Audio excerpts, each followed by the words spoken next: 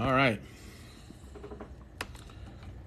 Let's see how many people we can impact tonight. Hold on.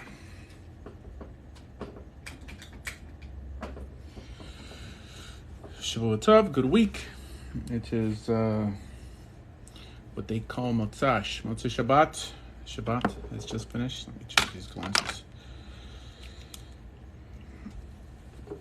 Let's see if we get some nice dialogue here. Nice back and forth. Hello, hello. That's what we do this for. Dialogue. I mean, I'm here to learn also, by the way. I would say that the bulk of my learning is dialoguing with you people.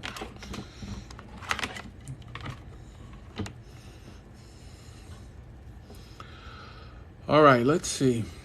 What do we got here? So I hope everyone had a nice Sabbath. Like the show, like, and follow the host. And invite your enemies, those that were picking on you in other rooms, right? Tell them to pick on me. I'll be your personal Jesus Christ.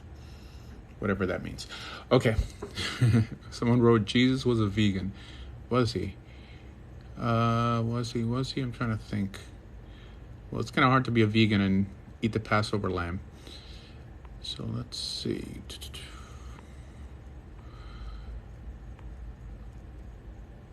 Oh, hold on.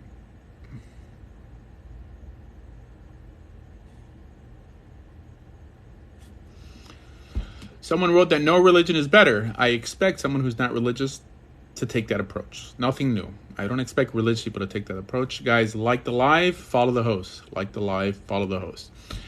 He was a fisherman.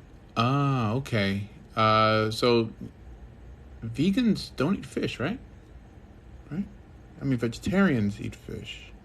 I don't know. Whatever. Some comments on the live were filtered to protect the community's experience. Okay. All right. This is TikTok doing his thing again. Yeah, I signed up for Clapper.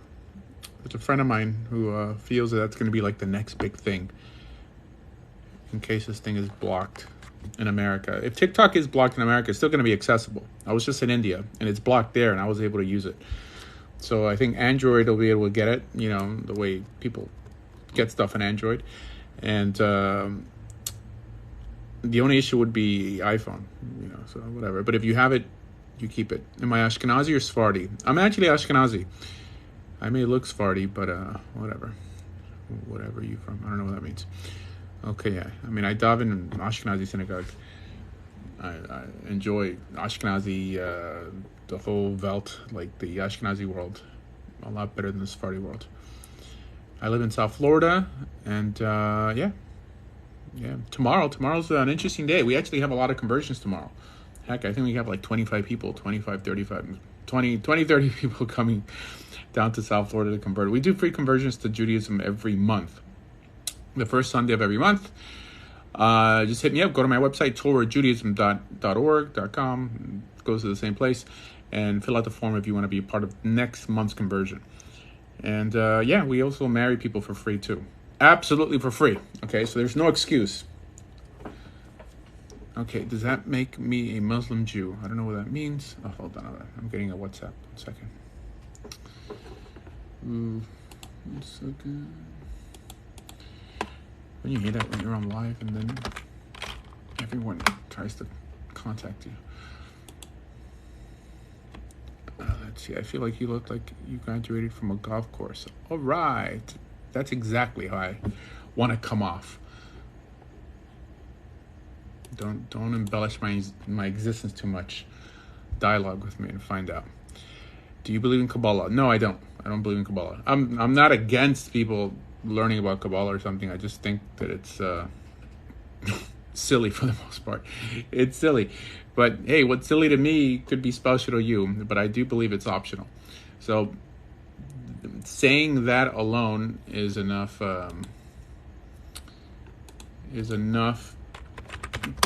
to be called a hater of Kabbalah.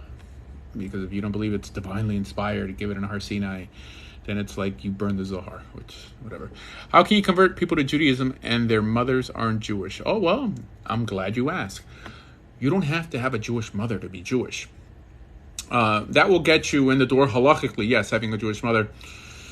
If you convert to Judaism, right, immersion, what are the three? Mila, Tavila, Korban, this is what makes you Jewish, right? Circumcision, sacrifice, and immersion. So yes, you could convert. I want everyone to read Revelations 2 verse 9. I don't know what this guy's typing here. Someone wrote sigh, okay. Oh, I guess this is regarding this guy's Christian comment. So do you think Jesus has come yet, right? So you don't think Jesus has come yet, right? Jesus or the Messiah? It's like a Jedi mind trick. You're trying to get me to confess something here. Hope to marry into the religion. Hope to marry into the religion. Well, I don't know if you can marry into the religion. You could convert into the religion. What do you think you are? Ruth? How can you? Okay, let's see. Are you evangelizing? Hell yeah. That's how we do it. Evangelize Torah. Someone wrote Jesus is the Messiah. Okay. I'm glad that you feel that way. I'm sure you're a better person for it. I really wish you'd convert to Judaism, but Christianity is like second best. Let's see. A little bit about me. So I'm a standard modern Orthodox Jew who feels that what's good for me is good for others. So, I guess I proselytize. I'm not sure why they even call this proselytizing. I encourage people to consider becoming Jewish. Right. We also perform conversions, but we don't do it for people who live in Jewish communities. We tell them, go to your local Orthodox synagogue and do what you got to do. Go to Israel to convert if you want to. If you happen to live in places like India, Pakistan, wherever, then we'll take care of you guys. We'll go and help you build your community. But yeah, okay. You haven't read the books. I don't know what you're talking about. I've read the books, I think. You have to pay to attend the holidays and whatnot. It's like an annual fee. It's not true. In some synagogues, they're like strict about you paying for high holiday tickets, but there's always a place for people to go for the high holidays. And if they don't have money, they don't have to pay. Yeah, but I am against people charging for the high holidays, by the way. Honestly, you don't have to daven in a shul for the high holidays. You could pray at home. Okay, let's see. Next. Have you heard the good news that Jesus Christ died for you? Oh my God. If these are pickup lines, this would show that you have no game. All right, that's not a good pickup line. It works, unfortunately, right? Do you know if you're going to heaven? Did you know Jesus died for you? But you're not going to win over any inquisitive college kids with that. Is this modern Jewish? What does that mean? Woman here does not study religion, but speaks as she has knowledge. Okay. Someone wrote Yeshua. Okay. It's cheaper to I guess you meant attend church. No, not really. Because once you start attending a church for a while, I think they start asking you to give tithes. They're never going to ask you to give tithes in a synagogue, and tithes add up, right? 10%, that adds up. So in synagogue, the most, and I'll tell you, most people don't do this, but if you pay membership in a shul, it's minimal. But there's people who just shul hop. Someone says here, okay, what about the Septuagint? What about it? If you are chosen by God, you know the truth. I don't know what that means. Can you shout out my friend Hi G reaction? Okay, this is Judeo-Christian, which is wonderful. Okay, well, I mean, this show is not Christian at all. This is straight, I don't know, Orthodox, for lack of a better term. Rabbi, with all due respect, I've been raised Jewish and go to Chabad. We don't do this type of thing. It's interesting. I think Chabad does it more than anyone. You may not proselytize Judaism, but for sure you proselytize what's called the Sheva Mitzvot B'nai Noach. So you do proselytize, and Chabad does what's called shlichut. You go out and you proselytize people who have Jewish mothers back to Judaism. Yeah, but I'll tell you that anyone who feels that Jews are not allowed to do this doesn't know much about Judaism. And I'll challenge anyone, come up here and we could talk about it. Who were the Pharisees? Well, they weren't the rabbis in the Talmud, I could tell you that, because the rabbis in the Talmud never identify as Pharisees. They make fun of the Pharisees, actually. I think there were 7 different groups of Pharisees. Who knows? Let's see. Someone wrote, we don't want converts, Habibi. Call a wife for life. Wow, that rhymes. Oh, but you only have. Oh, uh, that's interesting. Why didn't you come on? I'm curious. I mean, anyone who's willing to correct me publicly should be willing to have a dialogue with me publicly. The Pharisees were actually lawyers. I never heard of that. Did the scriptures tell us who the Messiah will be? No, it does not.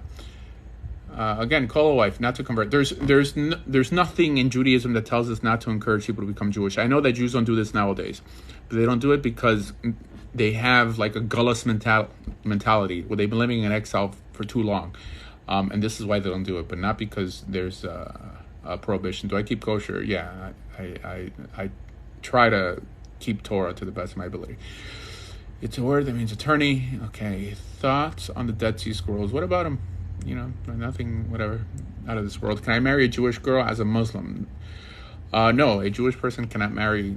I mean, there's no way to fill out what's called the ketubah, a document between a Jewish person and a non-Jewish person. So no.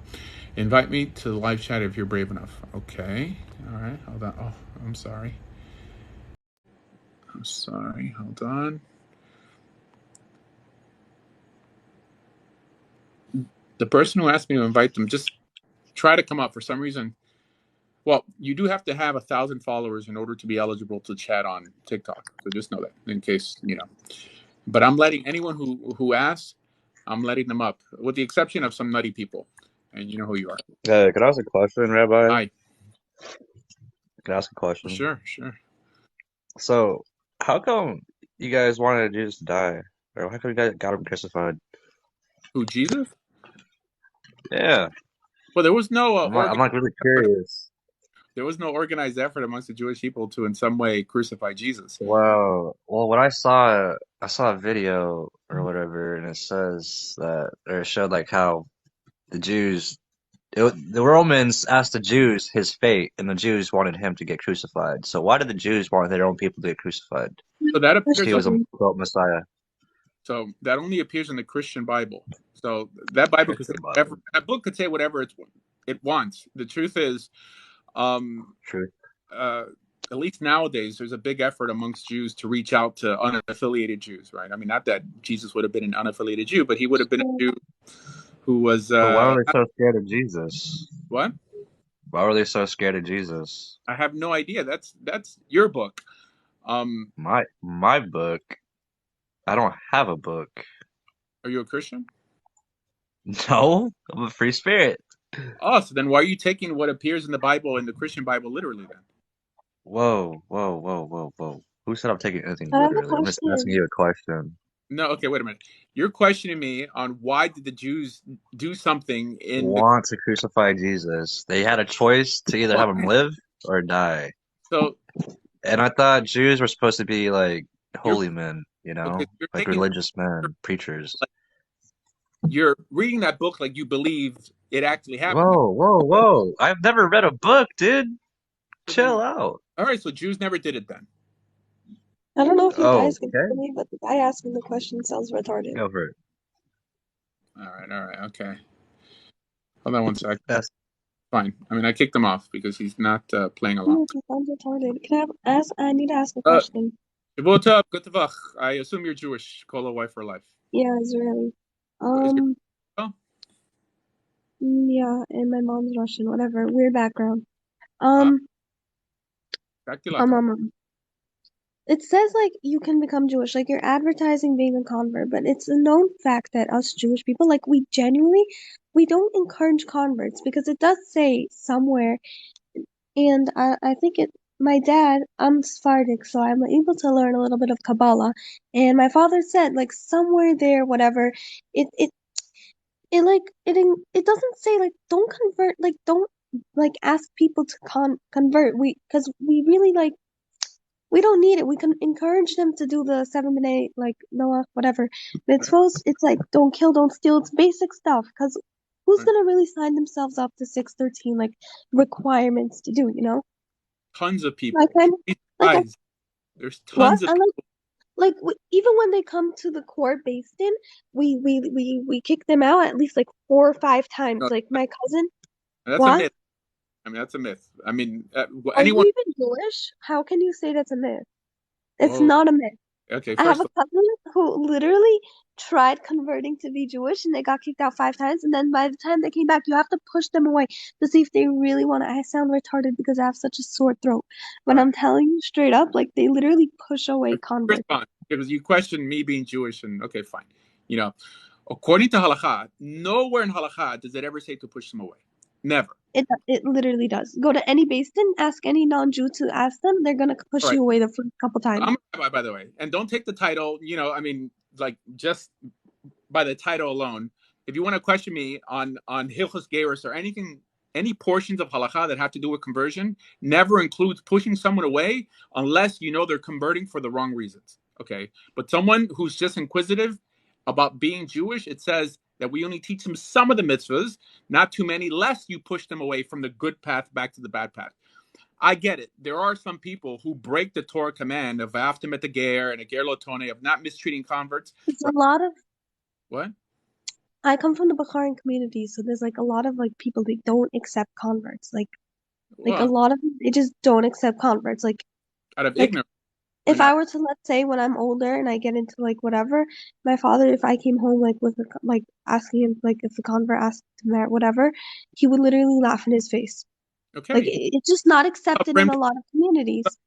okay. I'm sorry to say, it just shows how primitive the Bukharian community is. And the Bukharian community is kind of seen as not the most educated community in New York What? specifically. I'm telling Excuse you, me? with the biggest Have fuck you?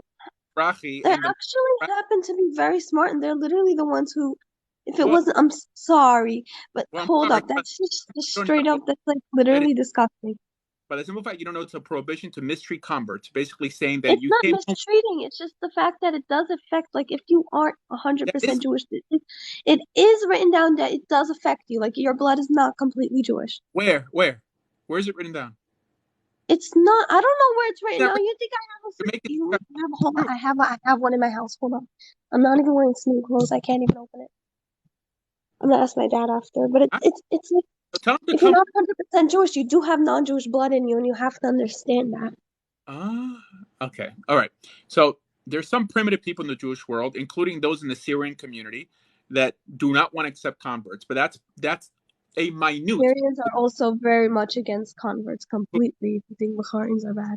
Okay. You know, so these are two groups that aren't like praised for their Torah knowledge. Okay. But Neither does Israelis. what? I think it's just the Ashkenaz community, but at the same time, a lot of the Ashkenaz community has a lot of messed up people. I don't know if you're Ashkenaz. I live in Borough Park, so I've seen it. I'm I'm Ashkenazi. Right. You're Well, Ashkenazi?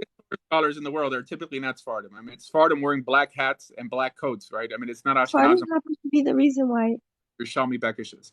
No, I'm just saying the Torah scholars that shine in the Torah world are typically Ashkenazim because you have Sephardim looking like Ashkenazim and not the other way around, right? Because people know who are calling the shots overall. And I love Sephardim, but for you to say that Bukharians are in some way respected in the Jewish world as Torah scholars, first of all, I never heard that Bukharians don't accept converts. Syrians for sure, but anyone who is prideful about it, saying like, "Oh, that to have non-Jewish blood in you." First of all, blood means nothing. But the simple fact that you think blood means anything, al pi halacha, I think shows it's them. after a couple generations that you intermarry into non-Jewish people, then you become non-Jewish. Like the mom We're can not. marry the dad, he could be non-Jewish. The We're daughter talking. can marry non-Jewish, whatever. After Okay, a couple times, it does say it somewhere. I'm not sure. is okay. It says it nowhere. And the reason I let My you on, son I thought listens you were to going to bring that. some source. I mean, if your husband's on Kolo, bring your husband on. I'm telling you. I mean, it's a real challenge because right now you're making Judaism look very primitive. Okay, and this is what I do. I mean, on TikTok almost every night, I challenge rabbis, pastors, imams to, in some way, Why am destroy. I being told that I'm rude? I have a genuine question. You've No asked, comment. with the exception I of, can't. "Are you Jewish?" I can't hear you. You've asked no question, with the exception of, "Are you really Jewish?" That's the only question you asked. So What the? what? Nothing. I'm speaking Russian. Whatever. I mean, I don't think you know Judaism enough to. I mean, speak it. Okay. Okay. Oh, Bye. okay, bye.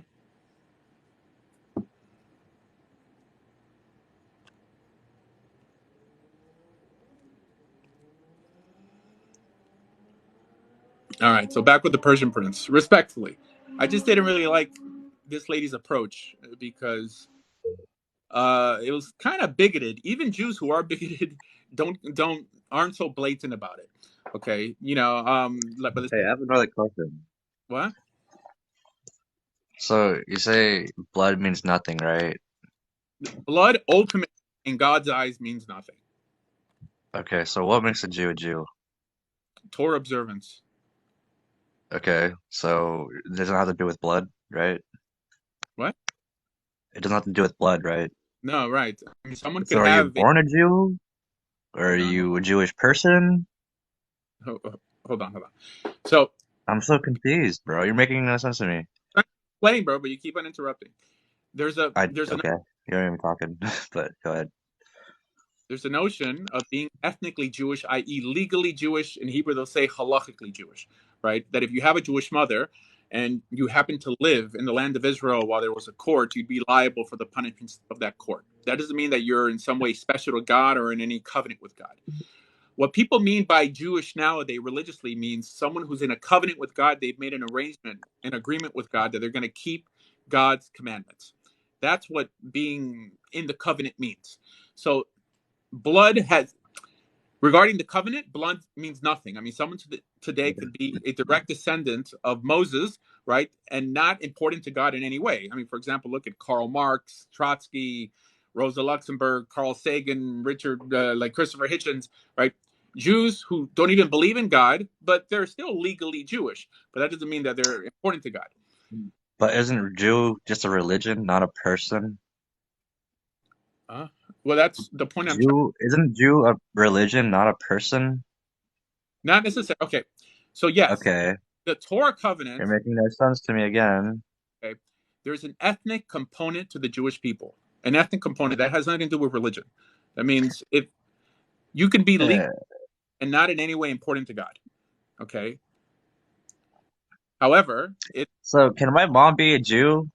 And I can say I'm a Jew because my mom became a Yeah, Jewish in religion? Or after she was. can I just say I'm a Jew and then go to or Israel and say I'm Jewish just because? all right. Hold on. I'm gonna let Kola wife speak a little bit, and then I'll bring you back up. No, yes. He's not. And what's it called? I have a question because I actually found a list of questions I had and my teacher didn't want to answer. Remember how it says like Moshe Rabbeinu said he's jealous of the generation before Mashiach because it's so clear that Mashiach is coming? Moshe Rabbeinu never said that. Or in the Yes, Chumash. he did. Yeah, in Chumash. I mean, the notion of Mashiach doesn't even literally appear in the Chumash. I No, mean, it says that Rashi. Moshe Rabbeinu is jealous of the generation before Mashiach because it is so clear that it's coming.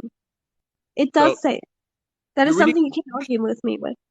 Was you're reading a Medrash or you're reading Rashi, right? But Rashi. what?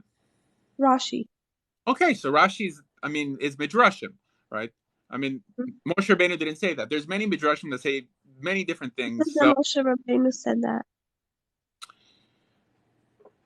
for those who don't know what I'm talking about, a medrash is a legend or a tale, right? I mean, it may be true, it may be false. For sure, one's not required to believe it. I mean, I think the Rambam said that anyone who believes in every medrash is true is like a fool, but anyone who discounts them all is also a fool. So there's some midrashim we accept and some midrashim we don't accept. But what we don't do is give definitive answers of what this midrash is talking about because it's a legend.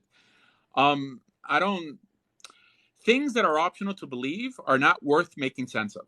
So there's no point in giving me my knowing my opinion on a medrash when midrashim, for the most part, are somewhat disposable. I mean, it's only Torah Shabbal Peh and Torah Shabbat that makes you Jewish. So what's Torah Shabbal Peh?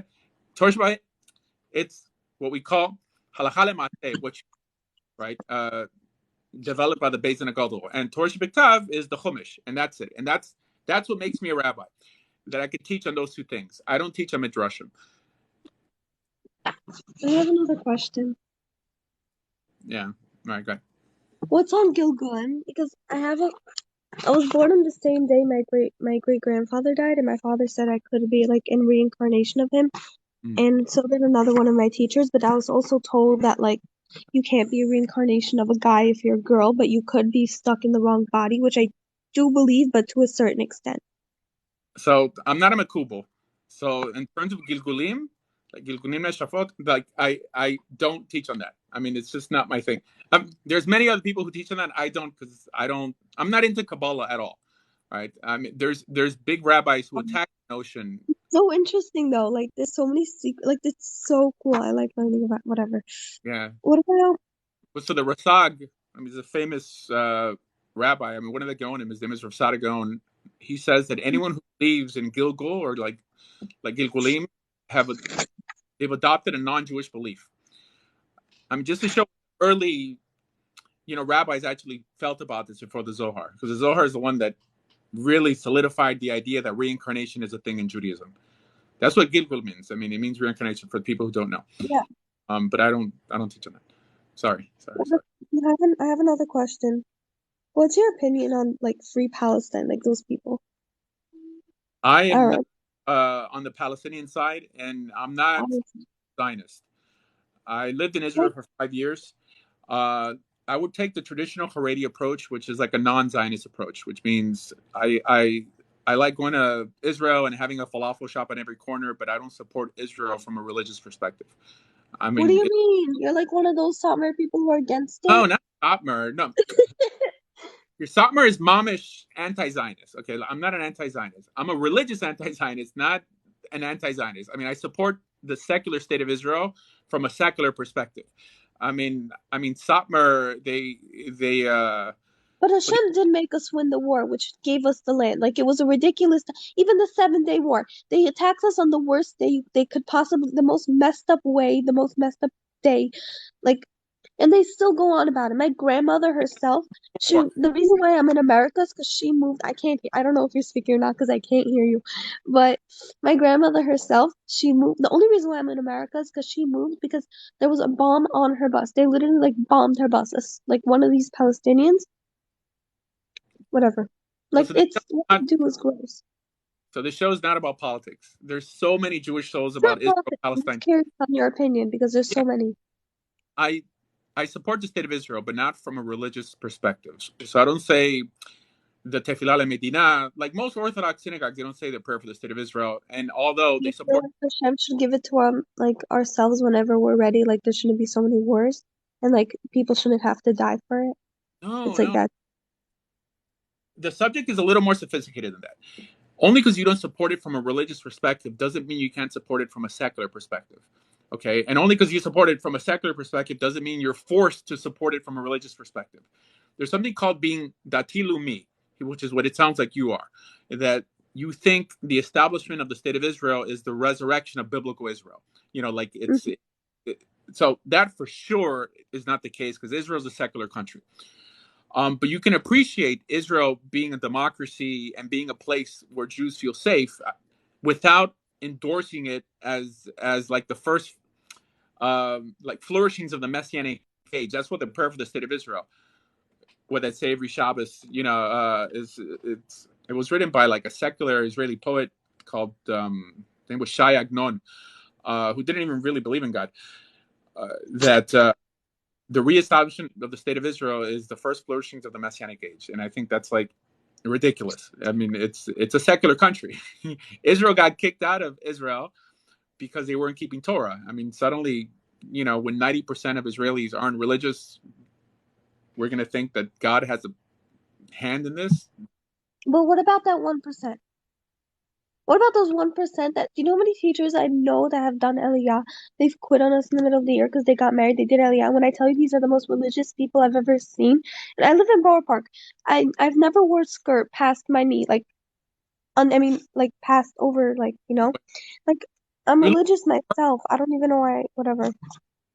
Like, what about that 1% who moved there, like, to Israel? Like, no, it's more than 1%. Someone just put that 1% in jail. Hashem Yishu. No. Oh, what are you talking about? I support the state of Israel. I don't support it from a religious perspective. And most people in Borough Park also kind of agree with me. I mean, I don't know, maybe you're from Flatbush or a place that's slightly... No, I'm from Borough Park. I just said I'm on like 13th Avenue, the most religious street. That's what I mean. Borough Park is very Haredi and it's very anti-Zionist for the most part. I'm not an anti-Zionist, but I'm telling you, I mean, most Hasidim told the Sara and Bubba of, Satmar, they're anti-Zionist. I love Satmar people. I love them. They're so nice. They're such good people. But I've met the Satmar Rav, Rav Aaron in Monroe, and my best friend's actually a Satmar Chassid. But I'm not an anti-Zionist from that perspective. They're anti-Zionist from both perspectives, from the religious and the secular. I'm only an anti-Zionist from the religious perspective. I'm an Israeli citizen. I made Aliyah also. But when I made Aliyah, I was what's called Dati Leumi. I bought into the whole thing, and after living there for 5 years, I kind of felt like, wow, like it's too much on the left, like very anti-religious. Not Yerushalayim, but outside of Yerushalayim, it's extremely secular. Why is someone saying I'm not Jewish in the comments? What? She's American, not New York. Okay. And I have another question. Добрый день, товарищ.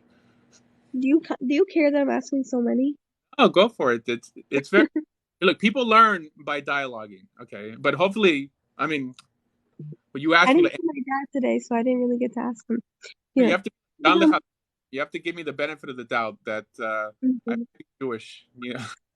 Hold on, I'm gonna ask maybe my sister if she has any questions. Abby, hold on, give me.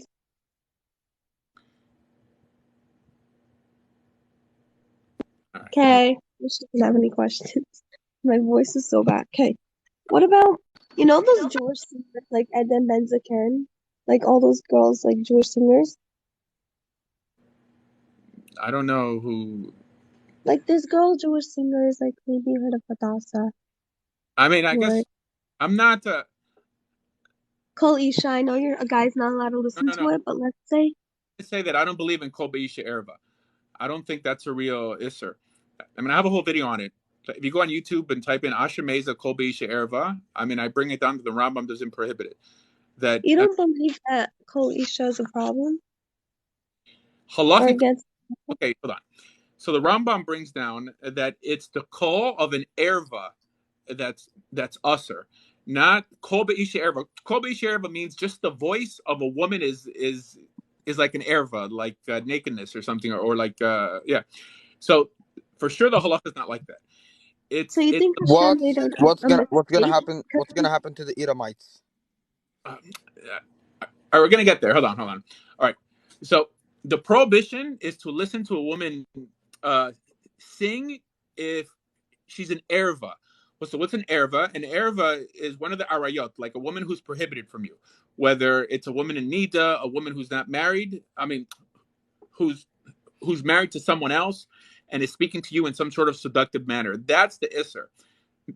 The idea that I can't go to my daughter's production, because I can't hear a girl sing. Your family you're allowed to go to, but the thing is, Kol Isha, you're not allowed to hear a woman sing. Like, and it does say that. I just explained to you the actual halacha. I know nowadays I know you just explained like you can't listen to a girl's voice, but tell me what girls sing about. Most songs are about like love and all of that, so you can't. Okay, so my daughter goes to Beis Yaakov, right? What are girls from Beis Yaakov going to speak about on some production, right? Most people don't know that girls in religious schools at the end of the year always they have some sort of play or something like that, and the dads can't go hear them sing because of Kol Isha. Wait, your daughter's in Beis Yaakov? Yeah. Of Borough Park? No, I live in South Florida. Wait, I have a question, but it's not tzniut for a girl to sing in front of a guy, that's for sure, because tzniut is just modesty. It's like... My job as a rabbi is to give you the halacha.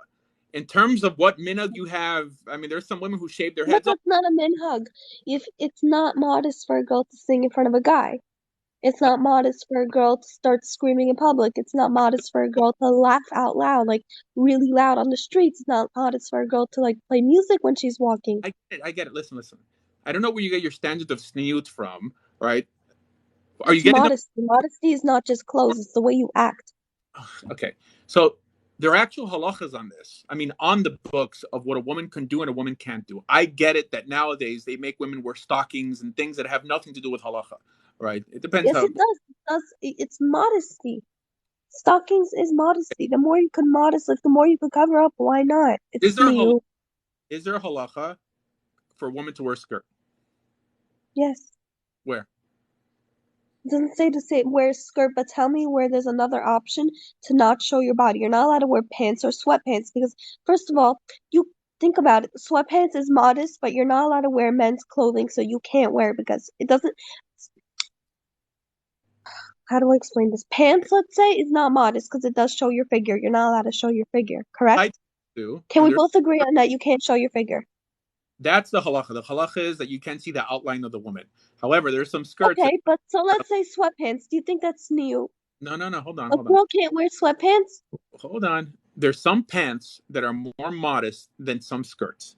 Obviously, I agree. Okay? A mini And skirt, a tight mini skirt, you're gonna wear to the club. You might as well wear tight pants. I'm pretty sure in Borough Park, I mean, it's like every other frum area that during the winter, with the girls will wear pants under the skirts, correct? Tights pants is not really accepted because you can't see your ankle. It's against halacha to see your ankle, and you're not. What are you wearing socks over your pants? So it's not against halacha. I mean, to wear. I mean, to show your ankles. I mean, if You're you're joking? If I go to school and I'm not showing if I'm showing my ankle, I'm gonna get a $75 fine and go home. okay, so like if you go to base Rachel or I mean, like some sort of Satmar school, maybe. But No, it's a Baharian modern school, sure. Could we It's talk not about even what's that gonna happen strict. in 2048? this conversation is interesting. No. All right, so it depends on school. I think It's a modern school. I'm the thinking Machloek. about how Satmar schools are. If you think this is strict, God knows what you think of the Satmar people. No, that's what I said. Base Rachel. I mean, base Rachel is the Satmar base. It's also my teacher went there. All right, okay. You It's an know, so amazing school. I think she's a very modest lady. I look up to her. well, Satmar women shave their heads also. You know, I mean, Nope, that's not all of them. Really, not all of them. I babysit by a lot of them. I see them take off their wigs in front of me because I'm a woman. okay.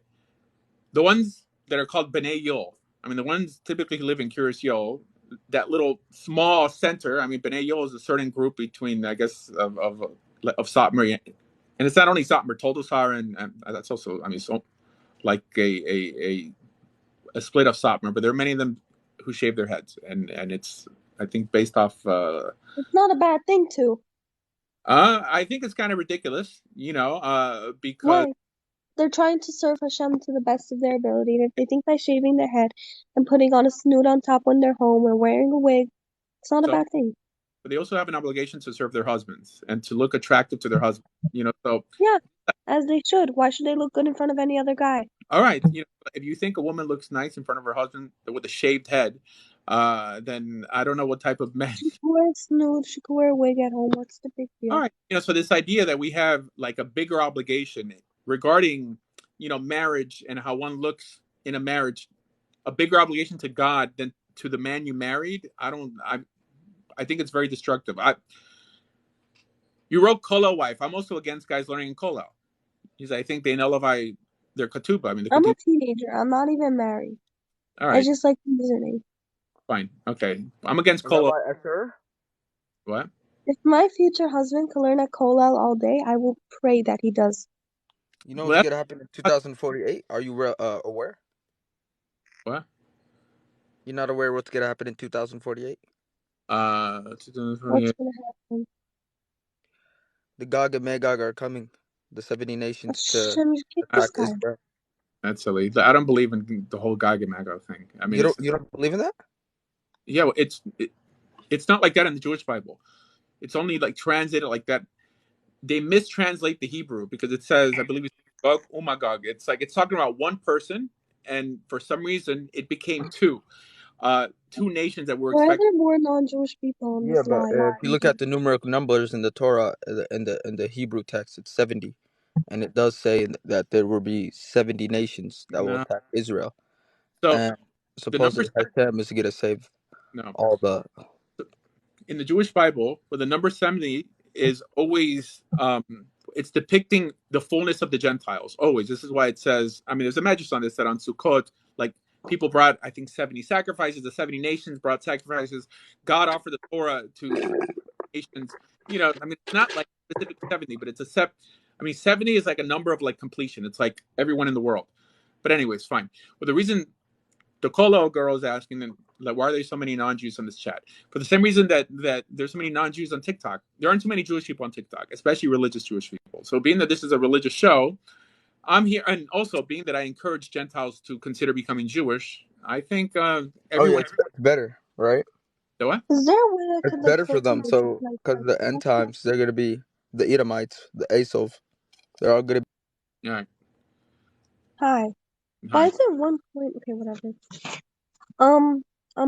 We were talking about how Summer people shave their head. First of all, it's not even a lot of them that do. Like, I don't know if you've ever been here. A lot of the Summer people, they really, There's a they lot. dress amazing.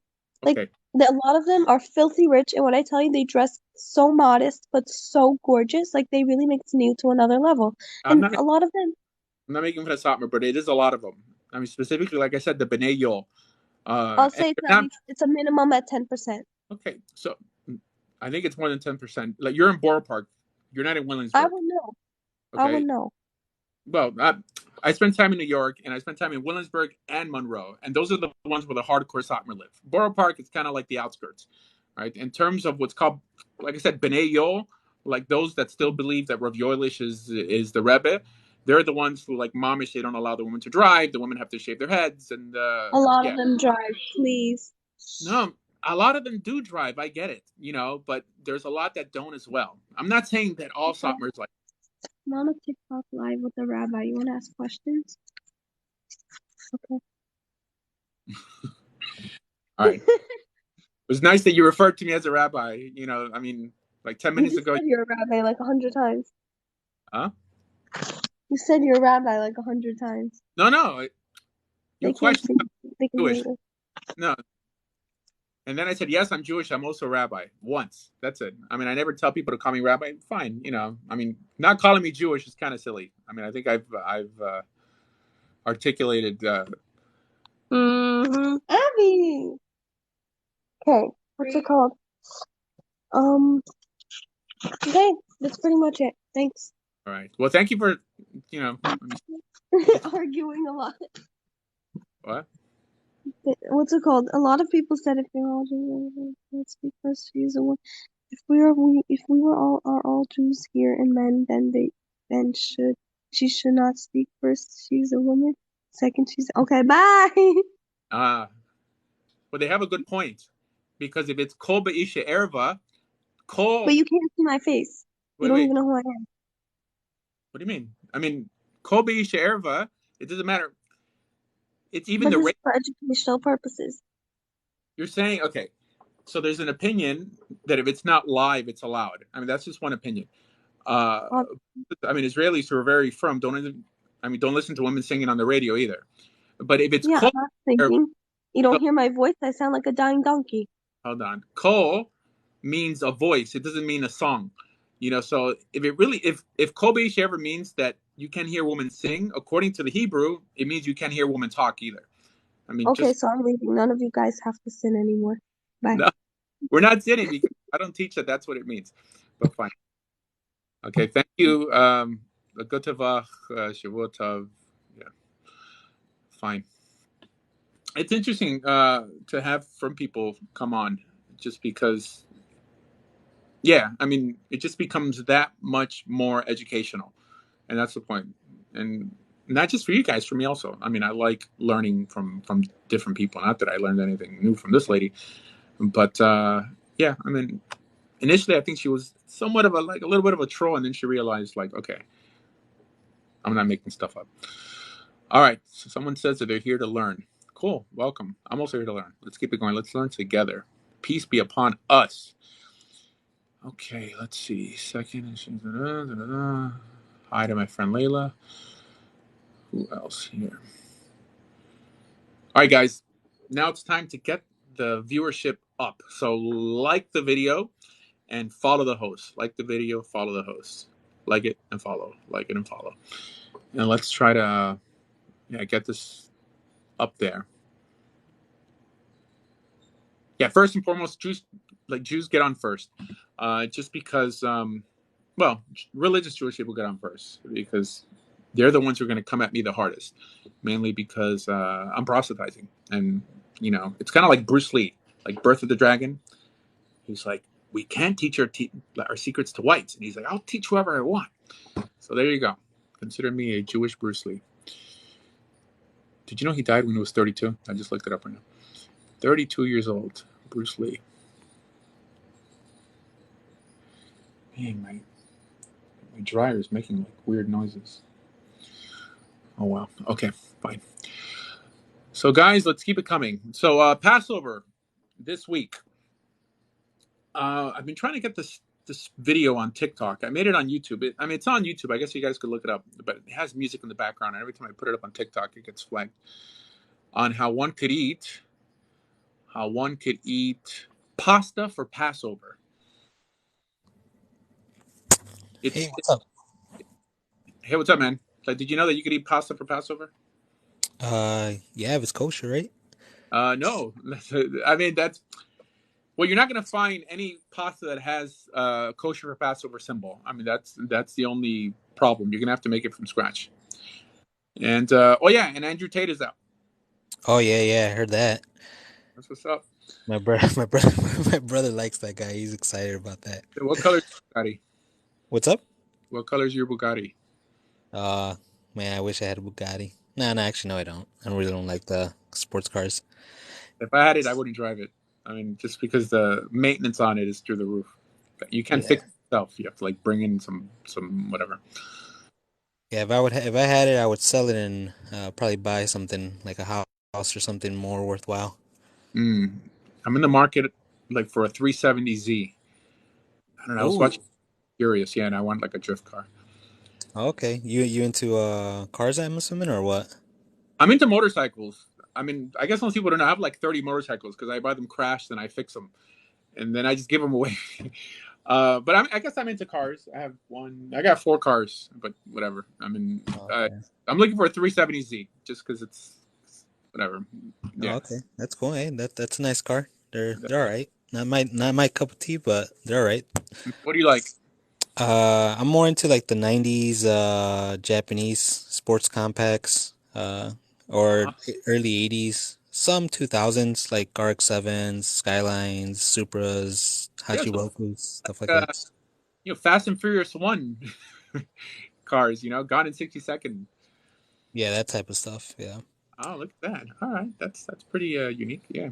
Cool. I have a difficult question. All right, I'm gonna ask you very politely. That way you don't get banned or nothing. Um, I'm trying to look for adults with younger people. If there's any prohibition, in the Old Testament or in the Tanakh. You mean like kid wives? Yeah. So the truth is, no, there's no literal prohibition in the Jewish Bible, Chumash, Tanakh, whatever you want to call it. However, the rabbis do prohibit it. The rabbis specifically say that one shouldn't try to consummate a marriage with like a prepubescent. However, the actual marriage itself could occur without it being consummated. And I mean, there's midrashim like this. Not that this actually happened, but I know people make fun. One thing that I don't like about these Jewish TikToks is that, the whole Israel versus Palestine stuff is that many people make fun of Muhammad and make fun of like Islamic things, and they don't know that there are also a lot of things in the Jewish world that have the same stories occurring, but they just don't know Judaism well enough, so they'll say, "Oh, only Islam does this." So there's a legend that was it Isaac married Rebecca when she was either 9. I think there's 2 renditions: one that she was 3 and one she was 9. Right. But it's not like that in the Torah, right? For sure. But it's a legend. There's many legends. So yeah, but this is why rabbinic / Jewish / oral law is important, because it's there to fill in the gaps, not as the word of God, right? Because the oral law doesn't claim to speak for the word of God, but it helps the word of God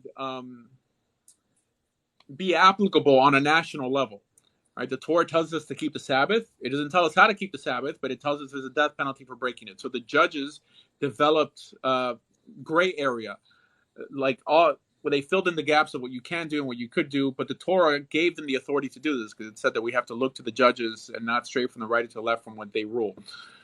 So, for example, the Jewish Bible also doesn't prohibit lesbianism, but the rabbis do. The oral law does.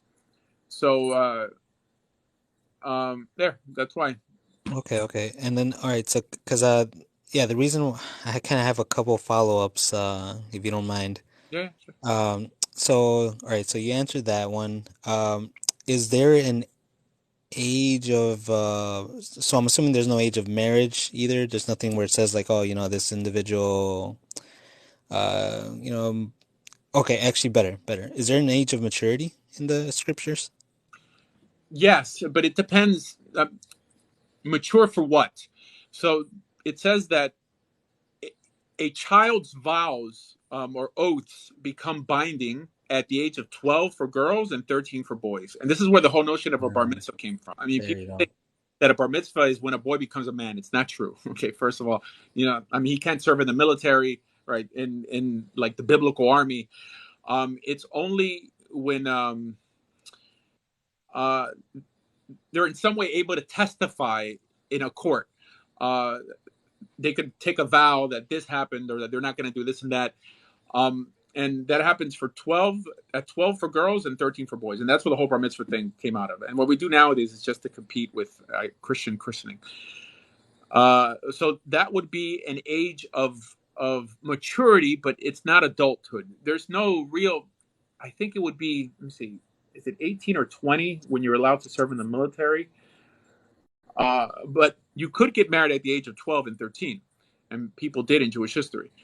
So, Does this guy want to marry? I'm sorry, I read the comment. It says, "Does this guy want to marry a child?" No, I don't. I'm sorry. yeah, even though Judaism allows for a lot of this, so we don't see child brides in Judaism. It's typically not a thing. Although, in the Hasidic world, there are people who engage their unborn children to some prestigious person. Like they'll arrange the marriage before the children are even born.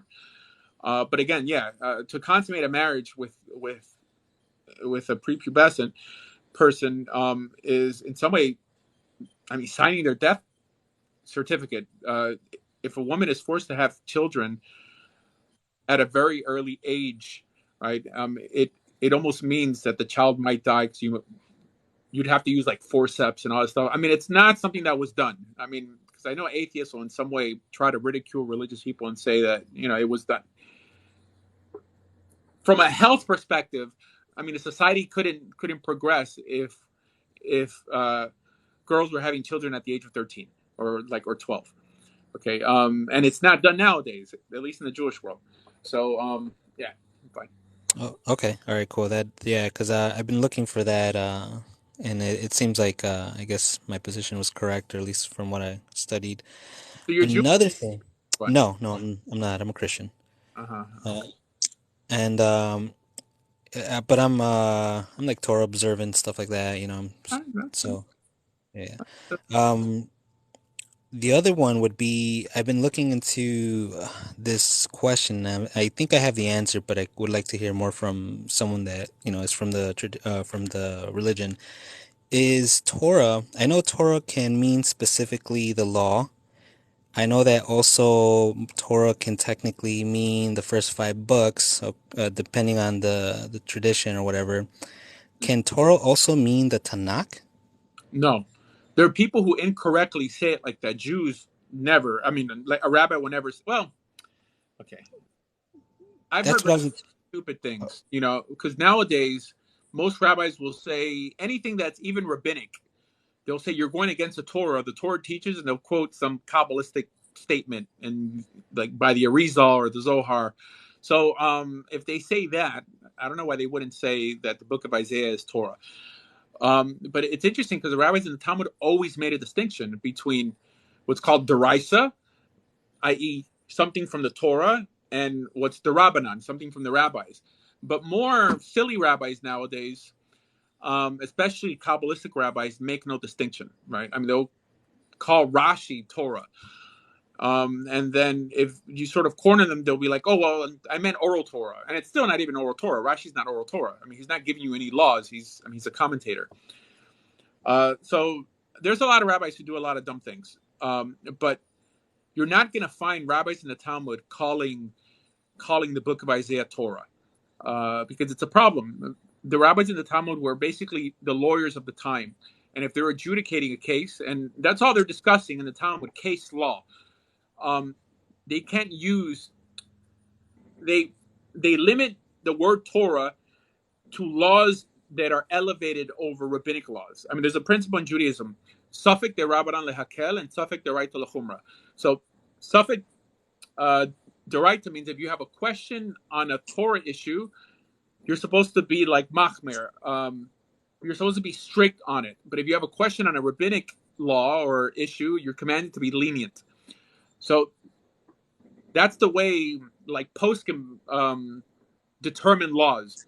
So rabbis nowadays are not even real rabbis. I mean, I'm not sure what they're teaching, because they're not teaching halakha, because you can't teach halakha from that perspective if you don't always make a distinction between what's rabbinic and what's from the Torah. If you had to break a law, every educated rabbi will tell you, break a rabbinic law, don't break a Torah law. Okay? If you're going to break Shabbos, like, you have to do it. You're better off trying to break a rabbinic law in, like, instead of an actual, like, malacha, like an actual Torah prohibition. Yeah. But when rabbis make no distinction between the two, how can they teach Judaism? Like, I don't even understand, or at least Jewish law. So, yeah, I guess there's a lot of YouTube rabbis that fail to make the distinction, but they're not known as teachers of Jewish law. They're just like life coaches, and Kabbalists who, I don't know, I guess being that type of religious person means never having to take responsibility for the bad advice you give. Okay. So then, would my understanding be correct that technically Torah is just the actual instructions given? Would that be the correct definition technically? So that would be the correct definition, but not colloquially. So nowadays, when someone thinks of Torah, they think of a Sefer Torah. So a Sefer Torah is a scroll that contains the 5 books of Moses. But the truth is, I mean, is that really Torah? Right? I mean, Torah means instruction. So it's technically the commandments within the 5 books of Moses, because Right. I don't think the average person walks around, I mean, the average person who knows what's in the Bible walks around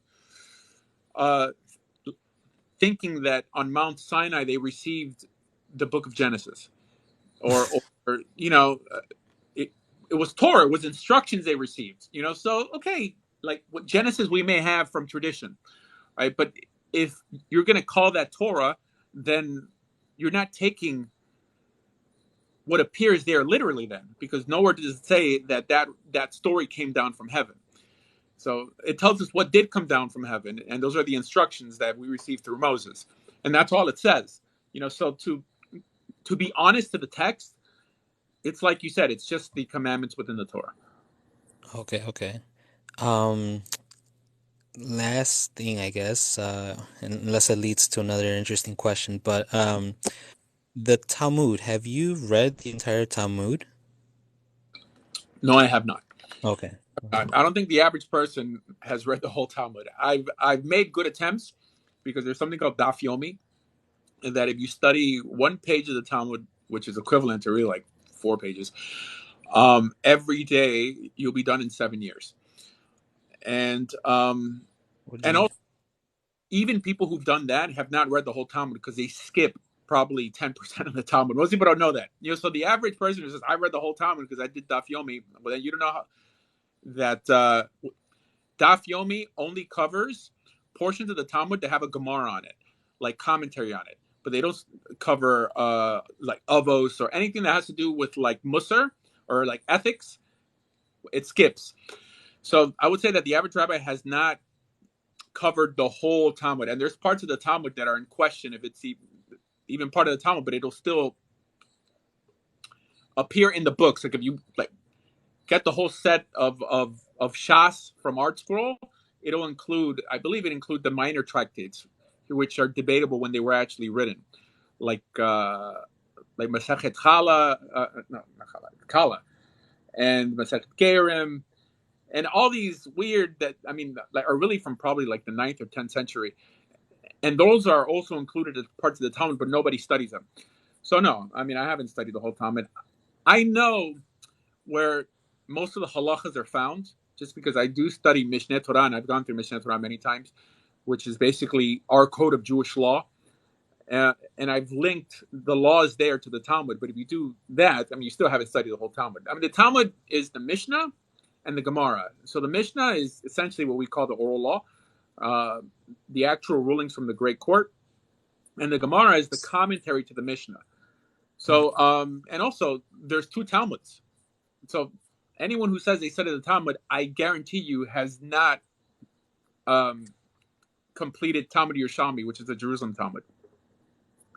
Oh, okay. There's two Talmuds. Okay. Yeah, there's the Babylonian Talmud and the Jerusalem Talmud. Oh, yeah, that's right. So Yeah, that's right. the Daf Yomi only covers the Babylonian Talmud. They came out with a new Daf Yomi. I mean, there's Mishnah Torah Yomi. There's all these different Yomis they came up with to be able to have like a yearly cycle. I guess the Rambam, it's a 1 year / 3 year cycle, and then it's just an excuse so you can have like a party at the end, you know. Okay. But yeah. So no, I mean, I haven't like read every page of the Talmud yet. Okay. No, All right then. as a matter of fact, it's not an uncommon thing in Europe. People were gauged on how many pages of Talmud they knew. It's called Blat Gemara, and all the biggest Torah scholars in Europe had maybe like 50 pages that they mastered, right? So 50 pages, but to master means that they know what's in it, like, and they could teach it. But if someone had like 50 block Gemara, this is like a big thing. I mean, nowadays someone thinks because they read it online or like flew through Daf Yomi that they understood the Talmud and read it. I mean, it's nonsense. It's not. Yeah, fine. Okay. Oh, okay. Interesting. All right. Yeah, I guess I'll look more into it. Just the reason why I was asking that is because I ran across a so-called scholar, and he was quoting supposedly like certain rabbis where they were quoted as calling the Tanakh as what is it called, as Torah, and I didn't double check his sources just because I'm like halfway blind. And I was like, oh, perfect time to ask you and stuff, pretty much. Okay, these are sources of rabbis in the Talmud? No. I said that I didn't have. I'm not able really to like look up from where the sources came from. I don't know if it was the Talmud. I don't know from what. He did have quotes though, and he did put the reference numbers. All right. But like I said, I didn't really get to see if it was from the Talmud or it was from some other source. So I was like, oh, because long story short is I'm like halfway blind. I just had a surgery, so my eyes are not the best right now, and I'm during recovery. So I knew you were on TikTok, and I was like, let me ask. I'm sorry, I don't even know your name. My name is Asher. Yeah, it's up there. No. Okay. Oh, I'm blind. I'm like blind. So there you go. So now I believe you're blind. yeah. My name is Asher Meza. Yeah, hopefully I'll recover, God willing, but yeah, I have a little bit of vision, so whatever I can use, I try to use it to study or find, certain things I need. But thank you so much, Asher. I really do appreciate your time. This is, I think, like the second time I popped on here, and you've been very polite. And yeah, hopefully if I have any other questions, I can stop by and ask, and it shouldn't be a problem. Anytime, bro. All right, thank you. No problem. All right, guys, it's time to like and follow. Like and follow. Like. And hit me up. The more you like it, the more people hop in. Interesting. Polite people like this individual, partially blind individual who just stumbled by talking about blind people. I just saw John Wick, right? And you had, what's his name? Donnie Yen? Ip Man. Anyways, and the character he was playing was a blind guy, and he was like kicking everybody's butt, so I wish blind people could watch that movie or hear it. Yeah, John, I didn't like the movie, by the way. I think that the first John Wick was awesome, but there's just it's just, I mean, it's like a comic book now. It's not even real. It's like it's too much fighting. And I like a good shootout and everything, but it's that there's no storyline anymore. There's no storyline, and the guy got shot like 10 times and he didn't die. Well, I don't want to spoil it for people, but whatever. All right, so guys, let's keep it interesting. So if you are religion, no one survives 250 shoes. That's okay. My gosh, I don't know if you could hear that. My dryer is just like making noise. Are you Orthodox? Yes, I'm Orthodox. Most people who are Orthodox don't even like calling it's like cringy. Orthodox was a term made up by the Reform movement to make fun of Jews that were Torah observant and, in their opinion, not progressive and Jews that were backwards. Before the Reform movement, which is about 150 years old, there was just observant Judaism. You know, you were Torah observant and you weren't Torah observant. But this idea, you know, I mean, no, but I get it. You know, I don't have a super long beard. I don't have peyot, you know, so the prayers that you okay, how rabbis make a living. So I don't do this for a living. But there are many rabbis who get paid for it. And I guess depending what school they went to, they could get paid pretty good. Okay, yeah. So Angelique Crystal says, just say you want clicks. I want clicks. Click the channel, double tap on it, and if you have more than 1,000 members or followers, hop on. Let's see. Is the Pray as a Jew book good? Something you would recommend? Pray as a Jew, I think it's also written by Chaim Donin, who wrote the book To Be a Jew. There aren't too many books out there that teach introductory Judaism, and those are the two books that people recommend. I recommend the 9 questions people ask about Judaism for more philosophical understanding Judaism big picture. I guess I should write a book on it because I'm against what's called chumrot. So chumrot are stringencies. The way I define modern orthodoxy is doing what's required and considering what's optional. That's what makes you, I guess, technically Orthodox nowadays, that you keep what you're supposed to keep or you make an attempt to.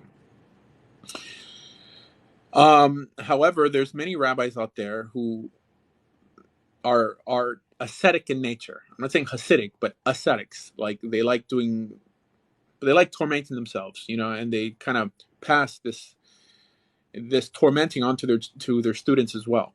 So they'll take on all these extra stringencies that you don't really have to do.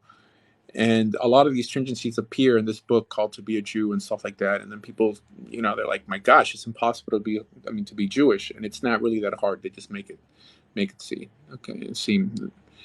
Hello, good evening. Can you be Christian and be Torah observant? You could be Christian and be Torah observant. I mean, what's the issue? I don't know how much about Judaism, but would like to learn. Okay, so you come to the right place because we're here to teach. Is Judaism and Christians the same? No, it is not. He's not. Yes, I'm not a Kabbalist. Let's see. All right. I guess if someone wants to know my opinion on Kabbalah, I'm not against people studying Kabbalah. What is Kabbalah? Now, Judaism is mystical at its core, right? It's metaphysical. God is not physical. He's also metaphysical. God's a spirit. When someone says Kabbalah, they mean Jewish mysticism from post the 13th century, right? In Talmudic times, they had what's called Merkava.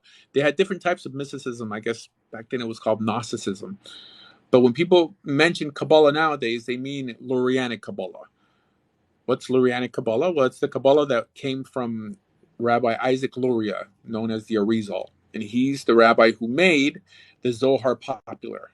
So that type of Kabbalah, the Demi Moore, Madonna type Kabbalah, is, I mean, I'm not a fan of it.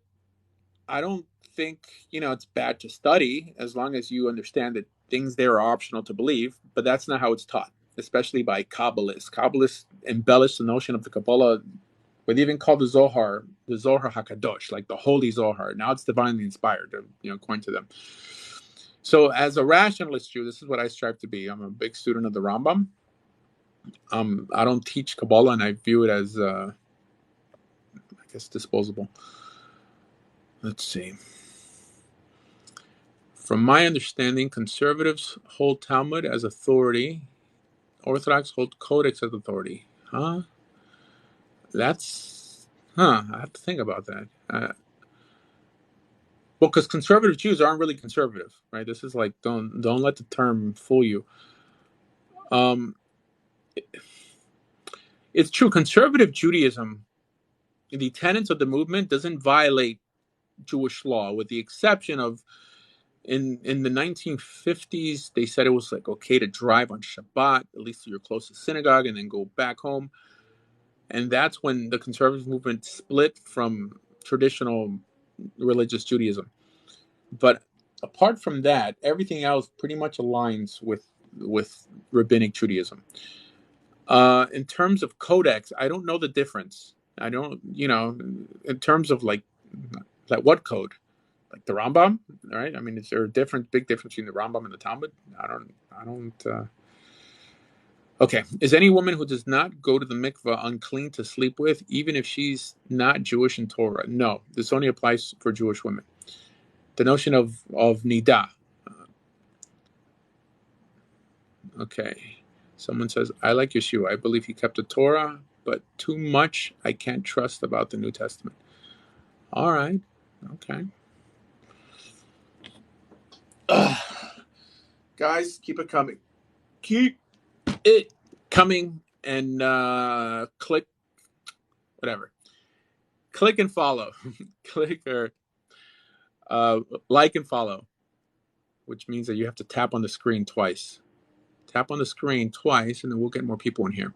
And follow the host. And then maybe one day, once you guys get 1,000 followers, we could come up here and have a nice dialogue and educate the whole kahila here. I just opened up an account on Clapper. My friend Reuven says that might be the next big thing if they ever do something with TikTok. So you could find me there. I don't know. I tried to upload a video, but it doesn't let you upload videos from TikTok. So whatever. I don't know. How would you address a Christian raised person with why this is the case? What? What's the question? Okay. What does Torah and many Israeli rabbis support lesser treatment of goys? Kabbalah, mainly. I think Kabbalah encourages viewing the world tribally instead of ethically, or regarding souls, right? That different souls, like Jewish souls and non-Jewish souls. That's a Kabbalistic notion. It's not a Torah notion. It's not a Talmudic notion. So this is why I think the more mystically inclined the Jew is, the more he's more likely to view Gentiles as in some way irredeemable. With why Judaism is better as your header. Why is Judaism better? Oh, hold on. How would you address a Christian raised person with this case? Oh, okay. Why is Judaism better than Christianity? And again, I'm not saying Christianity is bad for sure. It's like second best. If an atheistical Jew doesn't want to become Torah observant, I'll tell him to become Christian. Why is it better? Well, I think you could end up being more consistently ethical as a Jewish person, just because it's easier to do the right thing when you know what the right thing is, right? If you have a code, in this case, the Word of God, telling you do this, do that,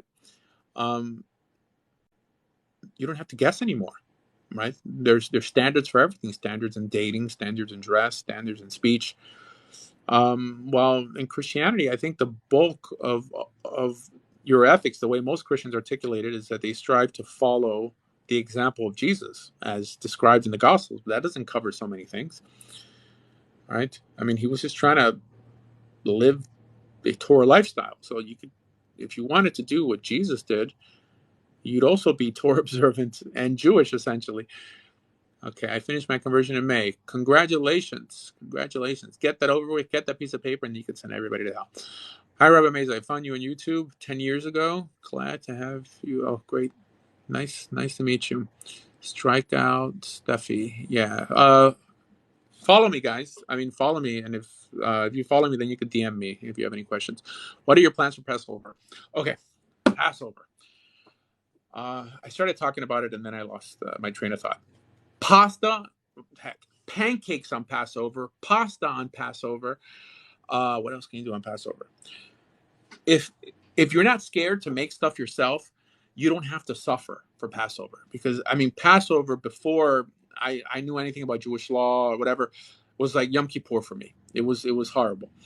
Okay, especially in the Ashkenazi world, right? And I eat kitniot, which means, Ashkenazim don't eat kitniot, which makes it hard, especially for someone who grew up Spanish, right? Because we eat rice and beans and stuff. If you're Chabad, forget about it. Good luck, because they don't eat what's called kabrux. So it's like only potatoes and radishes or something. I don't even know radishes they eat. But you could eat pasta on Passover, but you would have to make it from scratch. Okay, and I'm a big pasta guy, which means you'd have to make it how, if you're Italian, your grandmother made pasta. So flour and eggs. Oh, there's someone trying to get in. Yeah, pasta and eggs. Just go on YouTube and type in pasta for Passover, and you should get my video, probably number 1, on there, and I explain the process. All right, I mean you're gonna have to cut your own pasta. It tastes delicious. I mean, if you're used to eating what you call the Similina pasta they sell in the store, doesn't compare. Pancakes, obviously, like if you make the batter from scratch, because the law is that not that you have to cook the bread. Okay, the way it's done by people who believe in like chumrot, strangest things in Judaism, they make it difficult for everyone. This is not what the law says. They teach that that once water comes in contact with flour, you have 18 minutes to cook it before it becomes leavened, or what they call chametz. It's not true. That's not the halacha. The halacha is that it's 18 minutes from when you stop kneading it, right? To knead dough is not to want it, but to knead it. If you're kneading the dough for 2 hours, it's still not chametz. It's only when you put it down and you let it sit for 18 minutes that it becomes chametz. So from that perspective, you can make pasta. From that perspective, you can make pancakes and waffles on Passover, with flour. Flour is not chametz. Okay, flour is not leavened. It's flour mixed with water that's been left to sit for over 18 minutes. We don't let pancake batter rise yeah. That when you're cooking pancakes, so you don't sit it, you mix it and then you just pour it in the thing and start cooking it. Kosher pancakes, yeah. So I love pancakes, I love waffles, I love pasta. Heck, I mean, what would change? I love rice, beans, all that stuff, corn. If you're like a hardcore Lubavitcher, good luck. If you're a hardcore Ashkenazi, good luck, because they make it whatever.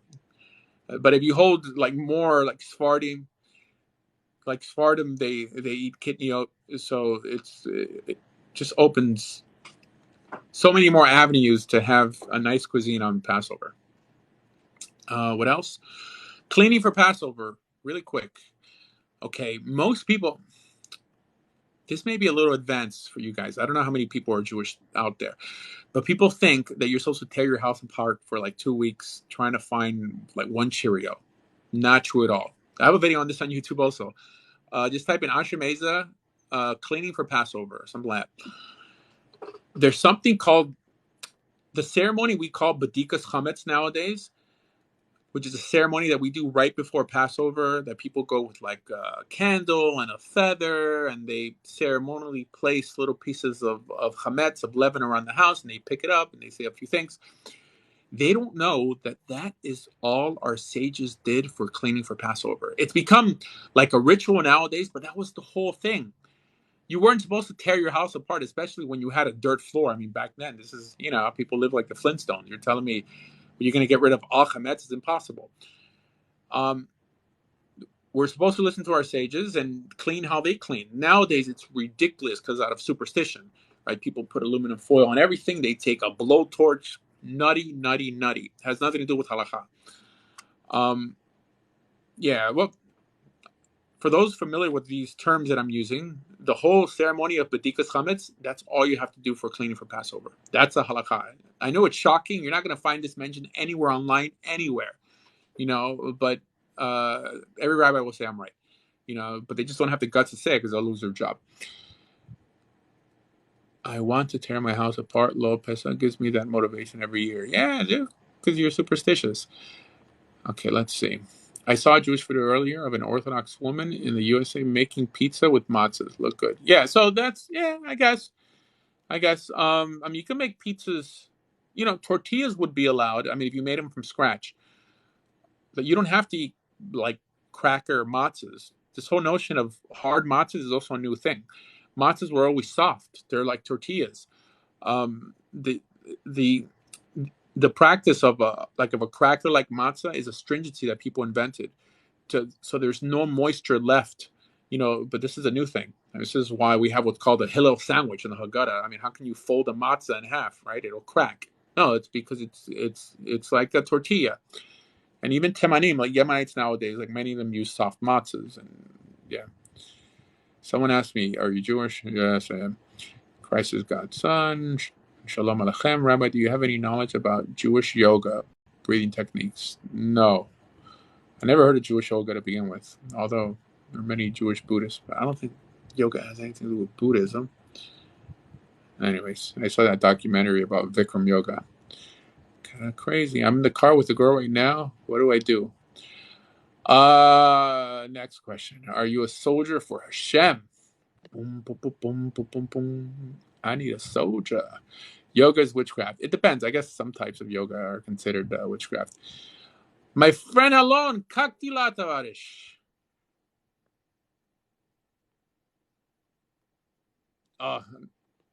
You missed it, Alon. We had a Bukharian up here, like a Bukharian girl, like defending the tenets of Bukhari Judaism, whatever. It's quite interesting.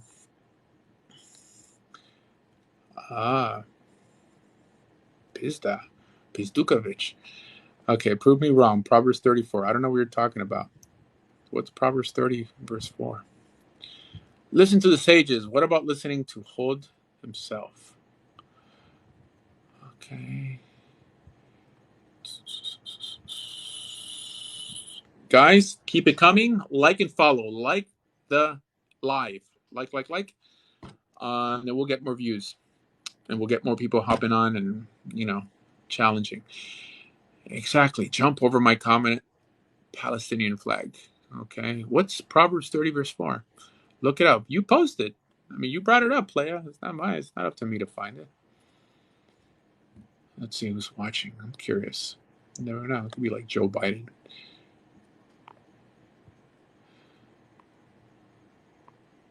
All right, we have usuals here. We have Simply Live. Hello, Simply Live. We have my friend Layla, the moderator. My friend Alon, First Century Believer, is always a regular. Did you graduate from a golf course? No, although I played miniature golf before. Ooh, somebody called me a benzona. That's not very nice. It's interesting, like in Hebrew, there aren't too many bad words. Most bad words in Hebrew are Arabic.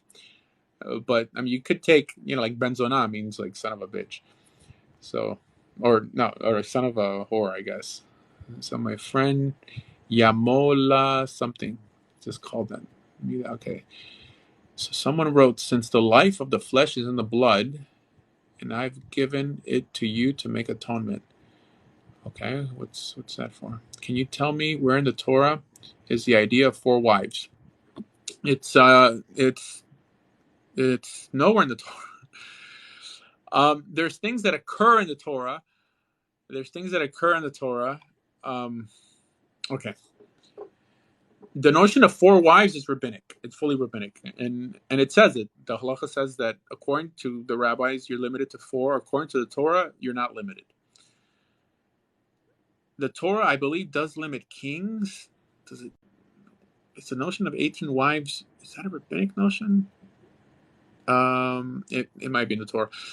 Yeah. However, there's certain areas, portions of the Torah where it would in some way command you to take an additional wife if you're already married, and that's in the case of your brother dying. The notion of yibum, the Levirate marriage. But apart from that, it's not a big thing. Even in the Talmud, there aren't too many rabbis that had more than 1 wife. the bulk of them didn't. So it's not. I mean, it's kind of like a burden if you think about it. Okay, so what's Alon posting here? Make atonement on the altar for yourselves, because it is the blood as life that makes atonement. Okay, so there's a distinction between atonement and forgiveness. This is like a basic thing in the Torah. Atonement doesn't mean forgiveness, which means in exile we're not seeking atonement. In exile we're seeking forgiveness. Atonement is something that occurs only in the land of Israel, and yeah, although I don't think anyone could really articulate what atonement achieves, right? Because if forgiveness gets you back to the land, atonement is like, it's like to cover. I don't think anyone really knows what like kapara means. I mean, fine. Why blood? All right, so the Rambam mentions his opinion why we even have sacrifices to begin with, and that's because God was in some way trying to wean us away from idolatry. So sacrifices was the language that man used to communicate with God. There's a lot of things that were religiously appropriated by Torah and was elevated ultimately to a higher level. I'm not going to deny that. This is why I don't think that something has to be intrinsic or completely pure to be useful. Right? Even the Ark of the Covenant, the menorah, this thing was made from gold that was used in idols. It says that the Egyptians gave the Israelites their idols and their gold. I mean, all their jewelry had idols on it and stuff like that, and they melted it down and they made something good out of it. So this idea that nothing good could come from something that was created for the wrong purpose is silly. Welcome, first century believer. How you doing? Good. How's it going?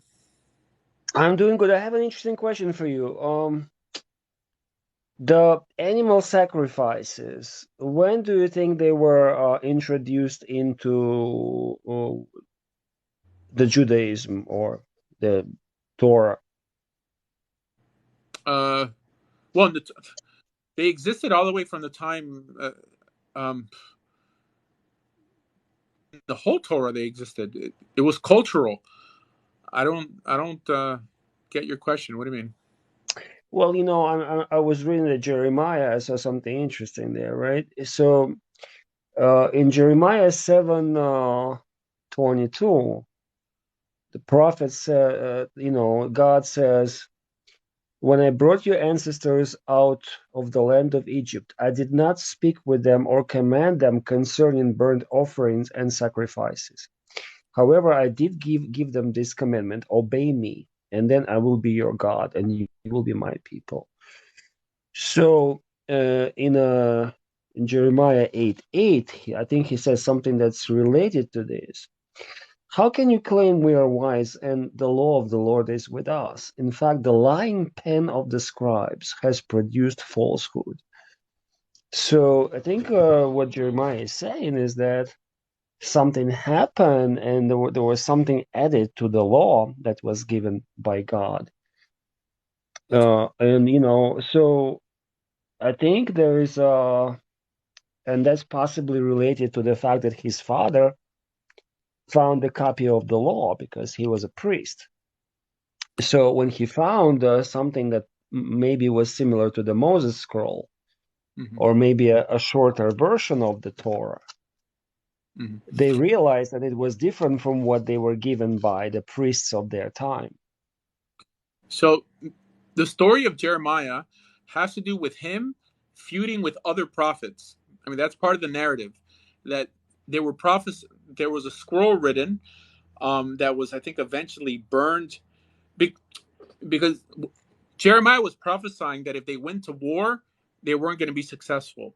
And then the other prophets said, God forbid, we're prophesying that if you do go to war, you will be successful. And it was a feud between the false prophets in Jeremiah, and that's why Jeremiah was thrown into a pit. So in terms of the pens of the lying scribes, it's hard to believe that the job of the prophet is in some way to bring you back to Torah observance, and there wasn't a reliable Torah to follow. There was a command for every Israelite to write a Torah scroll for themselves, not what we call Torah scroll now, but a book of the commandments, whatever that happens to look like, right? Because in the Torah, it tells us that we have a command to read it in front of the nation every 7 years.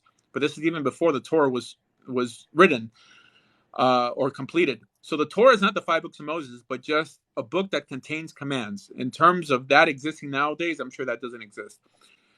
But that's Right. been known as the pen of the scribes, because every Israelite had a commandment to have essentially a Torah scroll with them, and every king had a command to write 2 of them.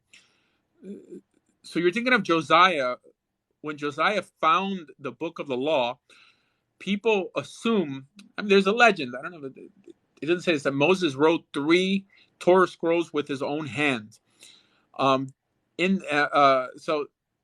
that may have been one of them that he found, but the idea that they didn't have the Torah this whole time, when there was a law for everyone to write their own Torah scroll, is very hard to believe. It's just, because then on what basis is God judging them on, right? I mean, they found the law. No, we can't discredit the Torah with books that aren't divinely inspired. Only because something happens to appear in the writings doesn't mean they speak for God in any way. There's some weird things that appear in there that I don't even know how to justify. Like people sacrificing their daughters to God, right? I mean, Jewish people. So I've heard the argument from like irreligious people to disprove Judaism, but I don't think it's a valid, I don't. Where is, I forgot, where is exactly the story of just Josiah finding the scroll? In which book? I mean, I'll look it up. Hold on. I know the story, but I think the whole point of that it could not be the whole 5 books of Moses, because how can somebody copy the whole 5 books of Moses? That's a lot of writing, Yeah, no, for sure it's not. If- Yeah, for sure, the 5 books of Moses is not the Torah. Okay, I mean, it's what we call the Torah today. Only the laws. Nowadays, we have a book called Sefer HaMitzvot, which is just a book that enumerates the 613 commandments. There's actually more than 613 commandments, people. But there's a tradition that it's only 613, so rabbis always try to limit to 613, even though there's rabbis who disagree on what's a command and what's not a command. And that really fits in a little pamphlet.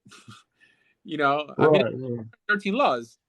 It doesn't mean there's And for those laws, but the 613 include the sacrificial commandments also, right? yes, I yeah. see. So Well, according to Jeremiah, God did not command it to Moses to do the sacrifices, at least initially. okay. Well, first of all, to answer your question, it's in 2 Kings 22 verse 8 of Josiah finding it. Now, when Israel was brought out of Egypt, they didn't really have any commands outside of the Passover and putting blood on their doorposts, right? The way I teach it is that this showed that God was trying to make himself lovable to the Jewish people, because the Jewish people didn't know anything about God. And then later on, after Har Sinai, is when they received all the commands. And I think that's God letting Israel know that love can exist without standards, right? So yeah, it's true. God didn't even punish them before Har Sinai, because there was no standard apart from idolatry, because they were in some way saying that a cow took them out of Egypt and it wasn't God himself, right? So it seems that that was like a problem.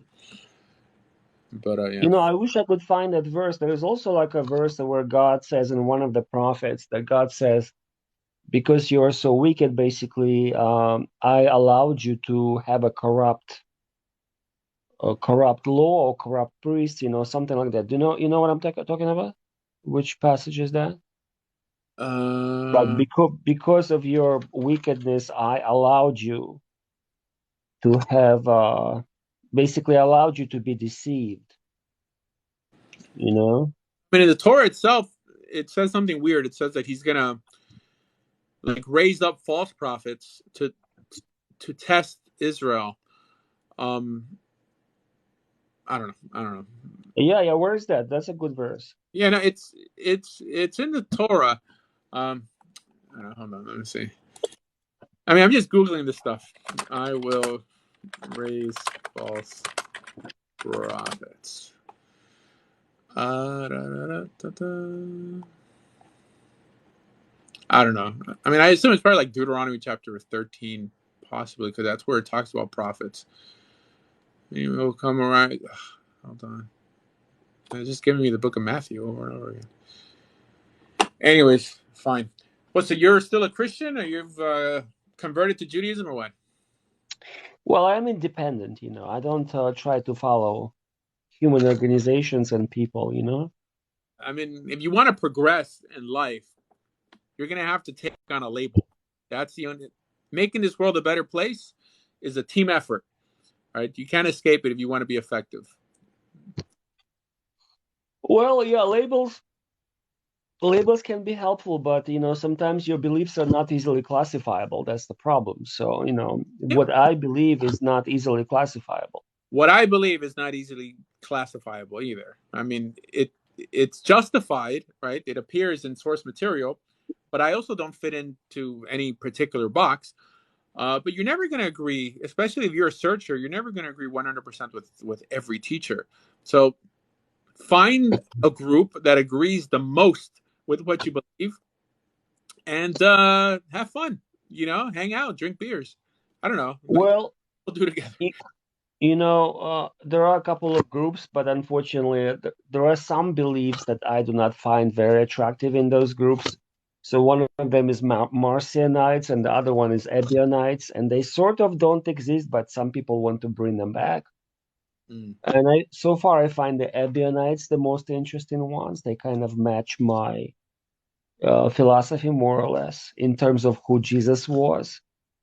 The Marcionites, I don't know who have you heard of Marcionites? Yeah, The Marcionites, one of the groups is kind of anti-Semitic, sort of, so I don't like that part of it. But the other group is kind of more legalistic in a way, like they want to bring back some kind of Christian rituals, you know.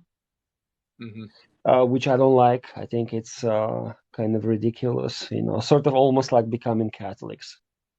Are you married? So, yeah, And your wife is like she believes like she's not very religious, you know. right. All right. Yeah, I if I even hung out with people who agreed with me, boy, I'd be alone. I'm what I believe here. Like, I could take almost any rabbi and they'll be like, okay, what he believes is kosher, right? I mean, it's not. If we're able to dialogue, if there's one of my haters misrepresenting me, then I have to dig myself out of a hole. But only people in a cult agree 100% with other people in their houses of worship or study or whatever. So, heck, how do you feel about Torah observance? Well, I definitely see that as a generic term for obedience to the Most High. The teachings of the Most High, Torah is wonderful, but when we go into the details of what the specific laws are, I think there is some flexibility depending on your understanding of what the commandments are for example. You know, so Do you? for example, obey your father and mother, right? I mean, those are wonderful commandments, but there is a greater father who is God. Yeah, So but they're not. that takes a priority over that commandment. They're not at odds with each other. I mean, like you could obey God and honor your parents. What's the? Well, there is a contradiction sometimes because, for example, what happened to some believers that they had to go against their religion, against their father, and some of them were even killed. And we can definitely see some examples in Christianity of that and Uh-huh. in other religions. You know, like in Muslim countries right now, if you want to, let's say you want to become Jewish in a Muslim country, you can get killed, Interesting. right? I don't know about Jewish, but Christian, yeah. But So possibly even if you want to, if you, let's say you're a Muslim in Pakistan and you want to become Jewish, can be a problem, is a problem. Yeah, you I'm know? next year. I don't know how I'm gonna do it, but I don't think I take enough risks. I mean, I ride a motorcycle daily, and I don't know. I eat food in India, vegetarian food. Yeah, we gotta every day. You gotta do something that scares you. You know. So, Yeah, yeah. how do you feel about eating So, pork? You like pork? Well, I kind of see this story that there is a spiritual story behind that physical story. Like, I personally don't really eat pork. However, I probably ate some pork like unconsciously. Like, if something is given to me and I didn't ask what it was, Oh, it's possible, but I do not actively avoid it, like seriously actively avoid it. I kind of sort of avoid it if I can. But you see, I think the pork, the pig, they represent the pagans, spiritually speaking. So when we read that the stories in the Hebrew Bible, there is a spiritual significance behind that. hmm. So the Well, it's pagans, complicated. You've complicated the whole thing. I mean, I don't get it. I don't. I you know. I mean, it would make more. Okay, I get it that you believe in Jesus, but why do you just believe in Jesus and keep commandments? Right, the same God who said honor your parents and have faith in me is the same God who said don't eat pork. As delicious as pork may be, and it is delicious. yeah. So we can. I think this is the difference here. So we can sort of keep commandments on a very superficial, literal level, but we can also keep it on a deeper level. Okay. Like, for example, there is a physical adultery, which is horrible, whatever. Right. But I think the lesson there that there is a spiritual adultery, which idolatry, a spiritual adultery, which is idolatry, right? And we see so many examples in the prophets of that. So God compares the Yeah. nations Eradicate to. one. I mean, if you want to embellish a commandment, I mean, this is what Jesus did. That's fine, but it it doesn't erase the initial command, right? It's like I'm not gonna, I mean, is there like, well, you're saying that pig represents the pagan world, so you're in some way Yeah, gonna, yeah, all the unclean animals will represent the unclean nations. yeah, well, the Book of Acts, I think, teaches that or something like that. But Yeah, in the Book of Acts we have that, right? So basically, we need to establish boundaries between what is godly and what is pagan.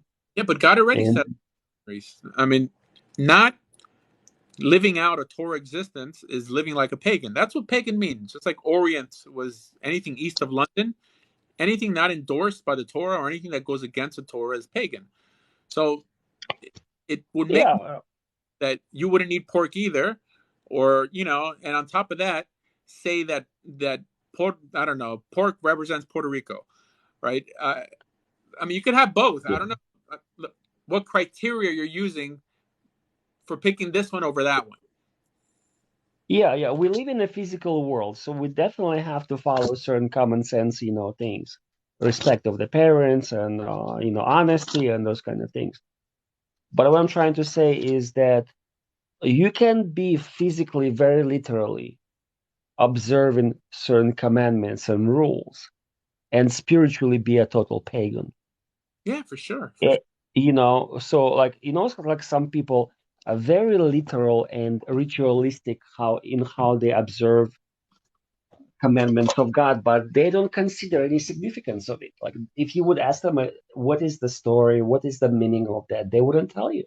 Well, we don't really know, honestly. I mean, any meaning that you want to add to eating pork is subjective. That means all we know is that we're not allowed to eat it. Any hyperbole is added by us. So I mean, no one can give you a definitive meaning, anyways. Yeah. So, if let's say Torah is a training manual for the army of God of those times in Israel, right? So the people who serve God is basically an army, and they have the rules, to conquer their enemies, and that's the purpose of them, to kind of conquer and subdue the enemies that surround them, right? Because God is with them.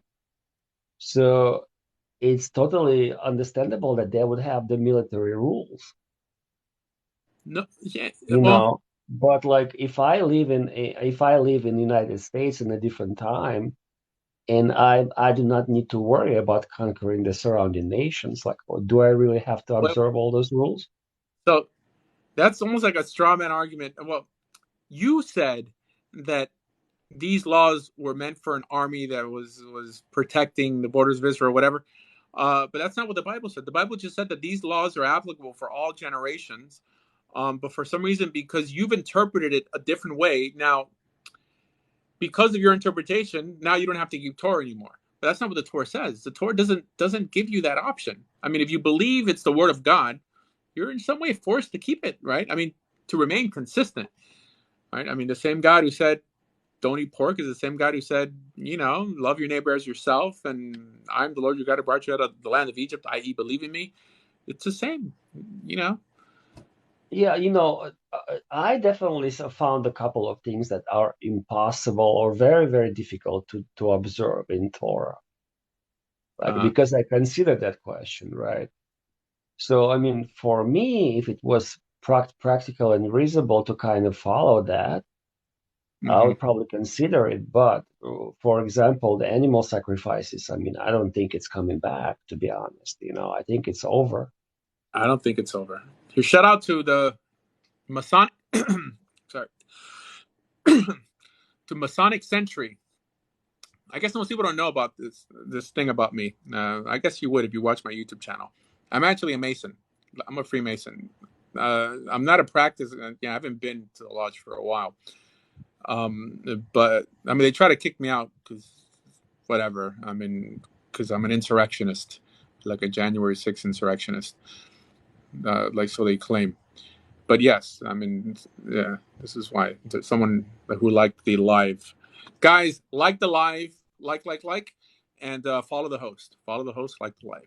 Follow the host, like the Well, live. let's say that the sacrifices are restored, the animal sacrifices, which would be a huge outcry from different groups, of course, because they would say, "Hey, that's horrible." Why? Well, let's say, because there are a lot of people who want to protect the animals and all kind of groups. Yeah, we eat animals now. it's what's the difference between a sacrifice and a barbecue? It's the same thing. Well, this sacrifice is ritualistic, so that's Yeah, different from a practical purpose. kosher slaughter is ritualistic nowadays, right? I mean, I don't think anyone's But gonna make a big deal. but they eat the animal, right? After the kosher slaughter, they eat the animal. No, the vast majority of sacrifices in the Torah are eaten also. Yeah, I see, but not all, right? I mean, some of them are kind of Yeah. parts of sacrifice to the gods or God. So, but there are some other issues, right? So, for example, the idolatry is forbidden in Ten Commandments, right? Yeah. But in the Torah, there is also an enforcement mechanism that a Jewish person was commanded to unalive anybody who goes and worships foreign gods, right?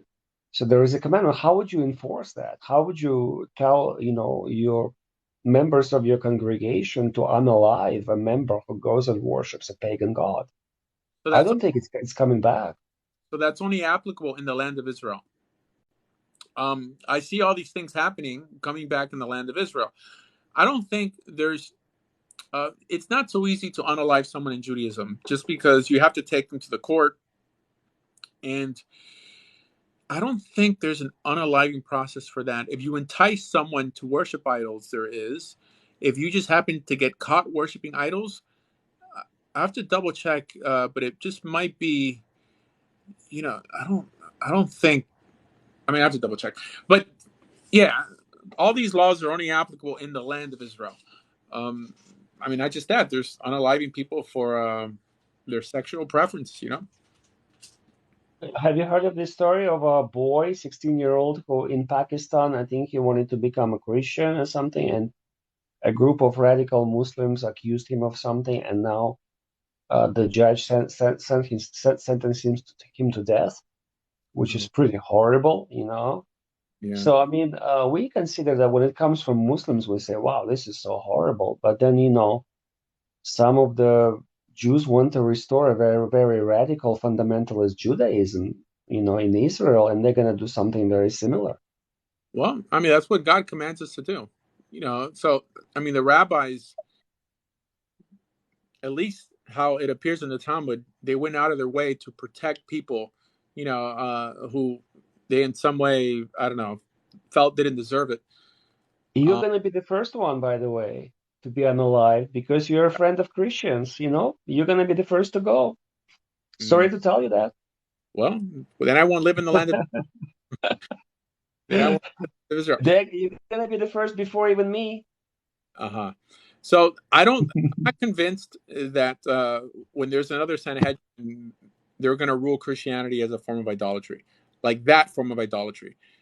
Um, the form of idolatry that the Torah is talking about is like avodat elilim, which is the worship of other gods, not the rabbinic definition of idolatry.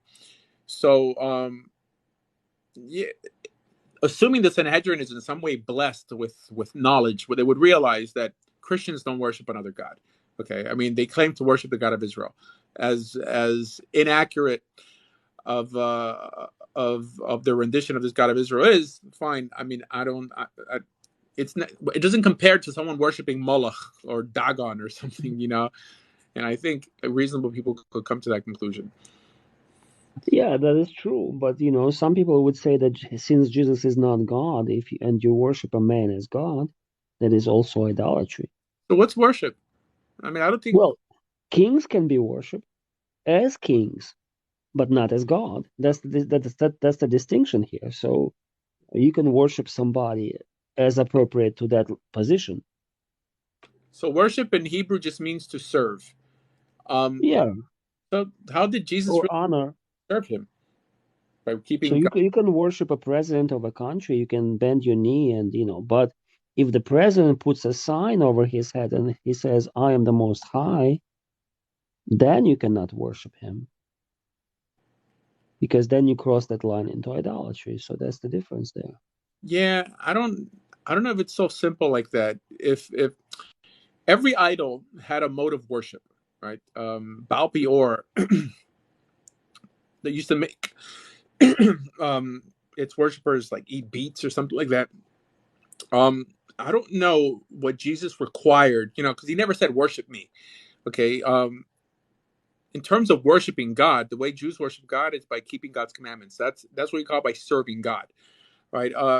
I know that people who are anti people who believe in Jesus say that, well, they worship a man, but what's the act of worship required by Jesus? What is it? I mean, there is no act of worship. So I think they just say that to just Well, if incriminate. Jesus was supposed to be a humble servant, at least in the Gospel of Mark or Matthew and Luke, he was such a humble, gentle servant, who didn't even open his mouth when he was, cursed and stuff. So Worships him. that's not the Jesus of the Gospel of John. Those are different people. See, in the Mhm. Gospel of John, he's walking around and says, "I am this, I am that," which is complete blasphemy. The real Jesus is, if he was truly a humble servant, Mhm. he would never say those things. That's from the perspective of the later Jesus, who is exalted and whatever. But that's anachronistic because it's placed in a story before his crucifixion. So the notion of being blasphemous is not a Torah principle. Words like heresy or blasphemy or kosher, like don't really exist in the Jewish Bible. Those are things made up by people to just, I guess, do away with their opponents. Just because there's Torah observance and there's non-Torah observance, but just doing something that people don't like doesn't get your faith unvalidated by God or your religiosity, like in some way not Yeah, acceptable. yeah, So but even in those books, it was controversial of what he said because if he would clearly say, "I am God," he would definitely be stoned. I mean, that would be the policy, right? So obviously, it was ambiguous. So I, whatever he said, even if he said it would be ambiguous. I don't know anywhere in the Torah does it say that you stone someone because they claim to be God.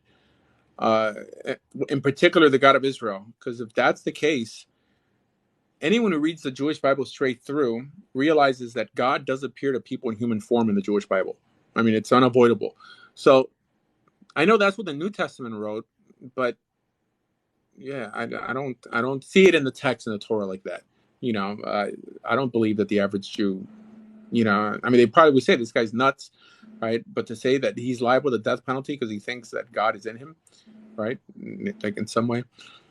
Anyways, welcome. Well, The world needs. Thank you. How are you doing tonight? I'm doing good. I'm doing good. That is good to hear. Well, What's up? you asked the question, what did Jesus say, worship me? Yeah. Well, he didn't actually say worship me, but he did say that all men should honor me as they honor the Father. Okay. And so that implies worship and everything else as well. So Yeah. that's where we get the saying that where he says all men should honor me as they honor the Father. And So when you say that God never appeared in human form, what was that wrestled with Jacob? No. I said the opposite. I said that there's instances in the Bible that God did appear to man in human form. Okay, I'm sorry, I Yeah. misheard you then. So Well, that's what there is also another passage in 1 John 4:12. It says that no Well, one let's has just ever stay in seen the Old God. Testament and look at it from that point of view. No one has ever seen God. yeah, So and who was that? Was the angel? It was an angel that well, represented God. there's some of these statements that in somewhat contradict each other, right? It says Moses spoke They're to. not contradiction when you actually look at them, though. Yeah, it says face. He spoke to God face to face. I mean, he saw the back of God's head. What's the By the yeah. way, it's a bad sign if you When you see the go back of into the Old somebody. It means Testament, you you were look in disrespected. Daniel with the three Hebrew boys. What did they say that in the fiery furnace at that point in time with them? Right, they saw a shape. Yeah, I don't argue the Bible from this perspective. There's some parts in the Bible that don't make so much sense to me, and they seem contradictory. But I don't think it makes or breaks any one of our religions. I mean, to assume. No, our religion just based on that we continue to believe that God still spoke to people and continue on. Yeah. That's So, the only difference between what we believe and what you believe. That we believe that he never stopped speaking with people and stopped dealing with people. Most of the Jews feel that he stopped in the Old Testament and that was it. yeah. So that's what I believe. I mean, I believe that after the book of Deuteronomy, God didn't speak to anyone anymore, right? So In then, new information. it would be hard for you to fathom the other prophet that spoke like Jeremiah, Daniel, and all and the rest of them, Joshua. So I don't have an issue with any of those prophets, with the exception of Daniel. Daniel is kind of out there, but everything in Jeremiah and all these other prophets, I think, could be understood as them telling you to go back to Torah observance, to the original law, and not creating anything new. Because the Torah tells us twice in it not to add or take away from it. So it's hard to believe that a prophet is going to come and bring something new that now you're expected to believe. The job of the prophet in terms of nuance is only supposed to give you a timeline, like repent by this time or you're going to go into exile. So I mean, it's a Torah principle that if a prophet brings anything new to the table, he gets stoned, right? I mean, he's only there to bring you back to what's old. So that's why. So Yeah. when Daniel says that he understood by the book of Jeremiah that they will spend 70 years in captivity in Babylon.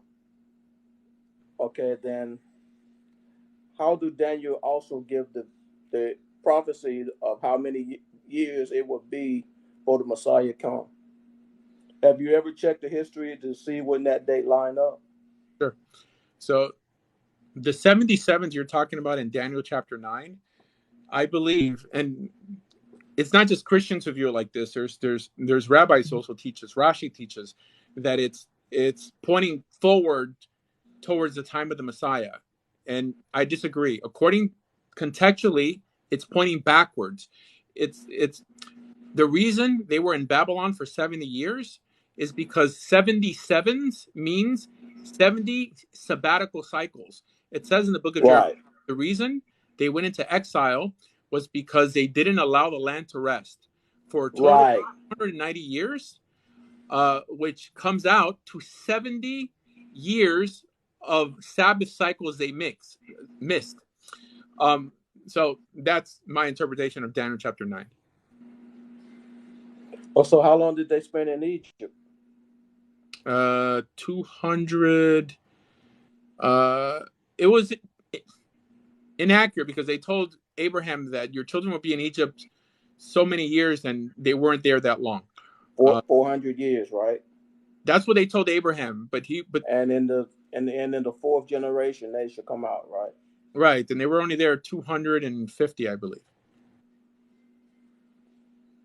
What is how do you see 70 AD, the destruction of the temple? What role does it play in Judaism? I know it plays a big part in some of the Christian beliefs, at least for preterists. The destruction of the temple in 70 AD. How do you see that? Is it like a horrible cataclysmic event and the end of a certain age? You know, that was a prophecy as well that Jesus made as well. When he said that they destroyed his temple in 3 days, I will raise it up. They thought he was talking about the actual temple at that point in time, but he was actually talking about his body. Yeah, but he also but the actual temple in 70 AD, he said there should not be a stone on top of a stone left. And that's when the Romans destroyed it in 70 AD. And like he claimed that there was not a stone left up on top of a stone. Uh-huh. Well, there were stones left. I mean, we have the people say that that's a Roman wall. Actually, it's not a part of the temple. That's some kind of a Roman fort. Oh no, there's no. Okay, so the Torah never commanded us to build a temple. It commanded us to build a sanctuary. So a temple is nothing but a stone base with a sanctuary on top of it. So the walls of the temple are the same walls, like stones that were placed there by Herod. I mean, that's essentially what the temple is. I mean, because which temple was that? That was the second temple. Yeah, because Solomon built the first. That was that's 3 temples, wasn't it? No, so you have Solomon's temple, you have Zerubbabel's temple, and you have the temple. And the temple that Herod had built. No, so Herod beautified the temple. So Ezra and Nehemiah, they built the altar and they started building the temple. And then in the time of Herod, like he poured a lot of money and then he redid it. But it wasn't like a new temple from scratch. I mean, he just made it look a lot nicer. So there was only 2 temples in Judah, and there was another temple up north, which also got destroyed. Somebody claimed that I saw it somewhere that I think Herod restored the temple in 19 BC, right? Was it 19 BC? I don't know. So they said that he actually basically completely rebuilt it, and so they actually described it as the 3rd temple. But I don't know if it's true. I wasn't there, so I cannot tell you who is correct. That's why I'm thinking it's the 3rd temple as well. Doesn't really. But now we have a dome setting up where the Temple Mount should be.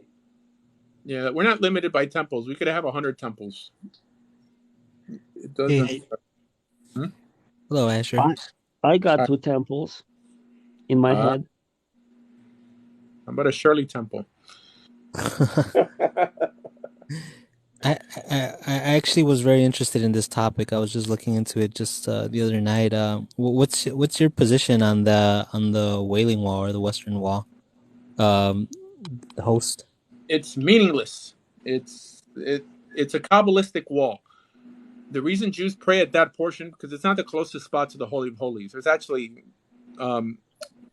there's tunnels in there that get you a lot closer. Like if someone wanted to pray next to it, it's because the Arizal, which is a Kabbalist from like 300, 400 years ago, was once walking near Jerusalem and said that was a spot to pray to get all your prayers answered or something like that, and it became like a lucky charm. So since then people write letters and they do a lot of weird things that are not endorsed by Judaism. But there's nothing significant about the Western Wall. Do you I guess my question would be more, do you believe that is part of the temple, or the wall itself, or no? It's part of the retaining wall. The actual sanctuary was on top of that. The actual spot, we don't know. I assume it's probably where the Dome of the Rock is, but no one knows exactly. This is why there's Jews that go up there, religious Jews, and they'll give you a little map of where you can step and where you can't step, because you're not supposed to walk over the where the Holy of Holies is. But no one knows really. There's some Jews that won't go up there at all. I would say the vast majority of ultra Orthodox Jews won't go up to the Temple Mount because Jews are impure, since we don't have the ashes of the red heifer to purify us. So yeah, but that being said, most Jews who go up there still go to the mikveh before. Not that it does anything or whatever. Okay. Thank you, because thank you so much. I just really wanted to know someone's position on that, as far as according to Judaism. Yeah, Jews. It's early in the morning. They're allowed to go up there. Ben Shapiro went up there recently with I think Jordan Peterson, or who was he up? Yeah, he was for sure up there when he was in Israel, I guess a few months ago. But Jews could go up there and not pray, but they do anyways. They just sort of like pray silently. And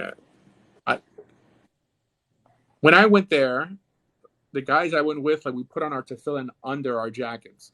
But if they catch you praying, because it's like Arab police up there, they'll tell you and they'll kick you out. Fine. That's crazy. Yeah. All right. So I think on that note, we're just gonna end for tonight. Guys, take care, and it was nice talking with you. Yeah, have a good night. All right, follow the host, guys. Follow the host. I got you. Yeah, spread the news. This is I'll have some more questions for you next time. All right. Have a nice night. God bless.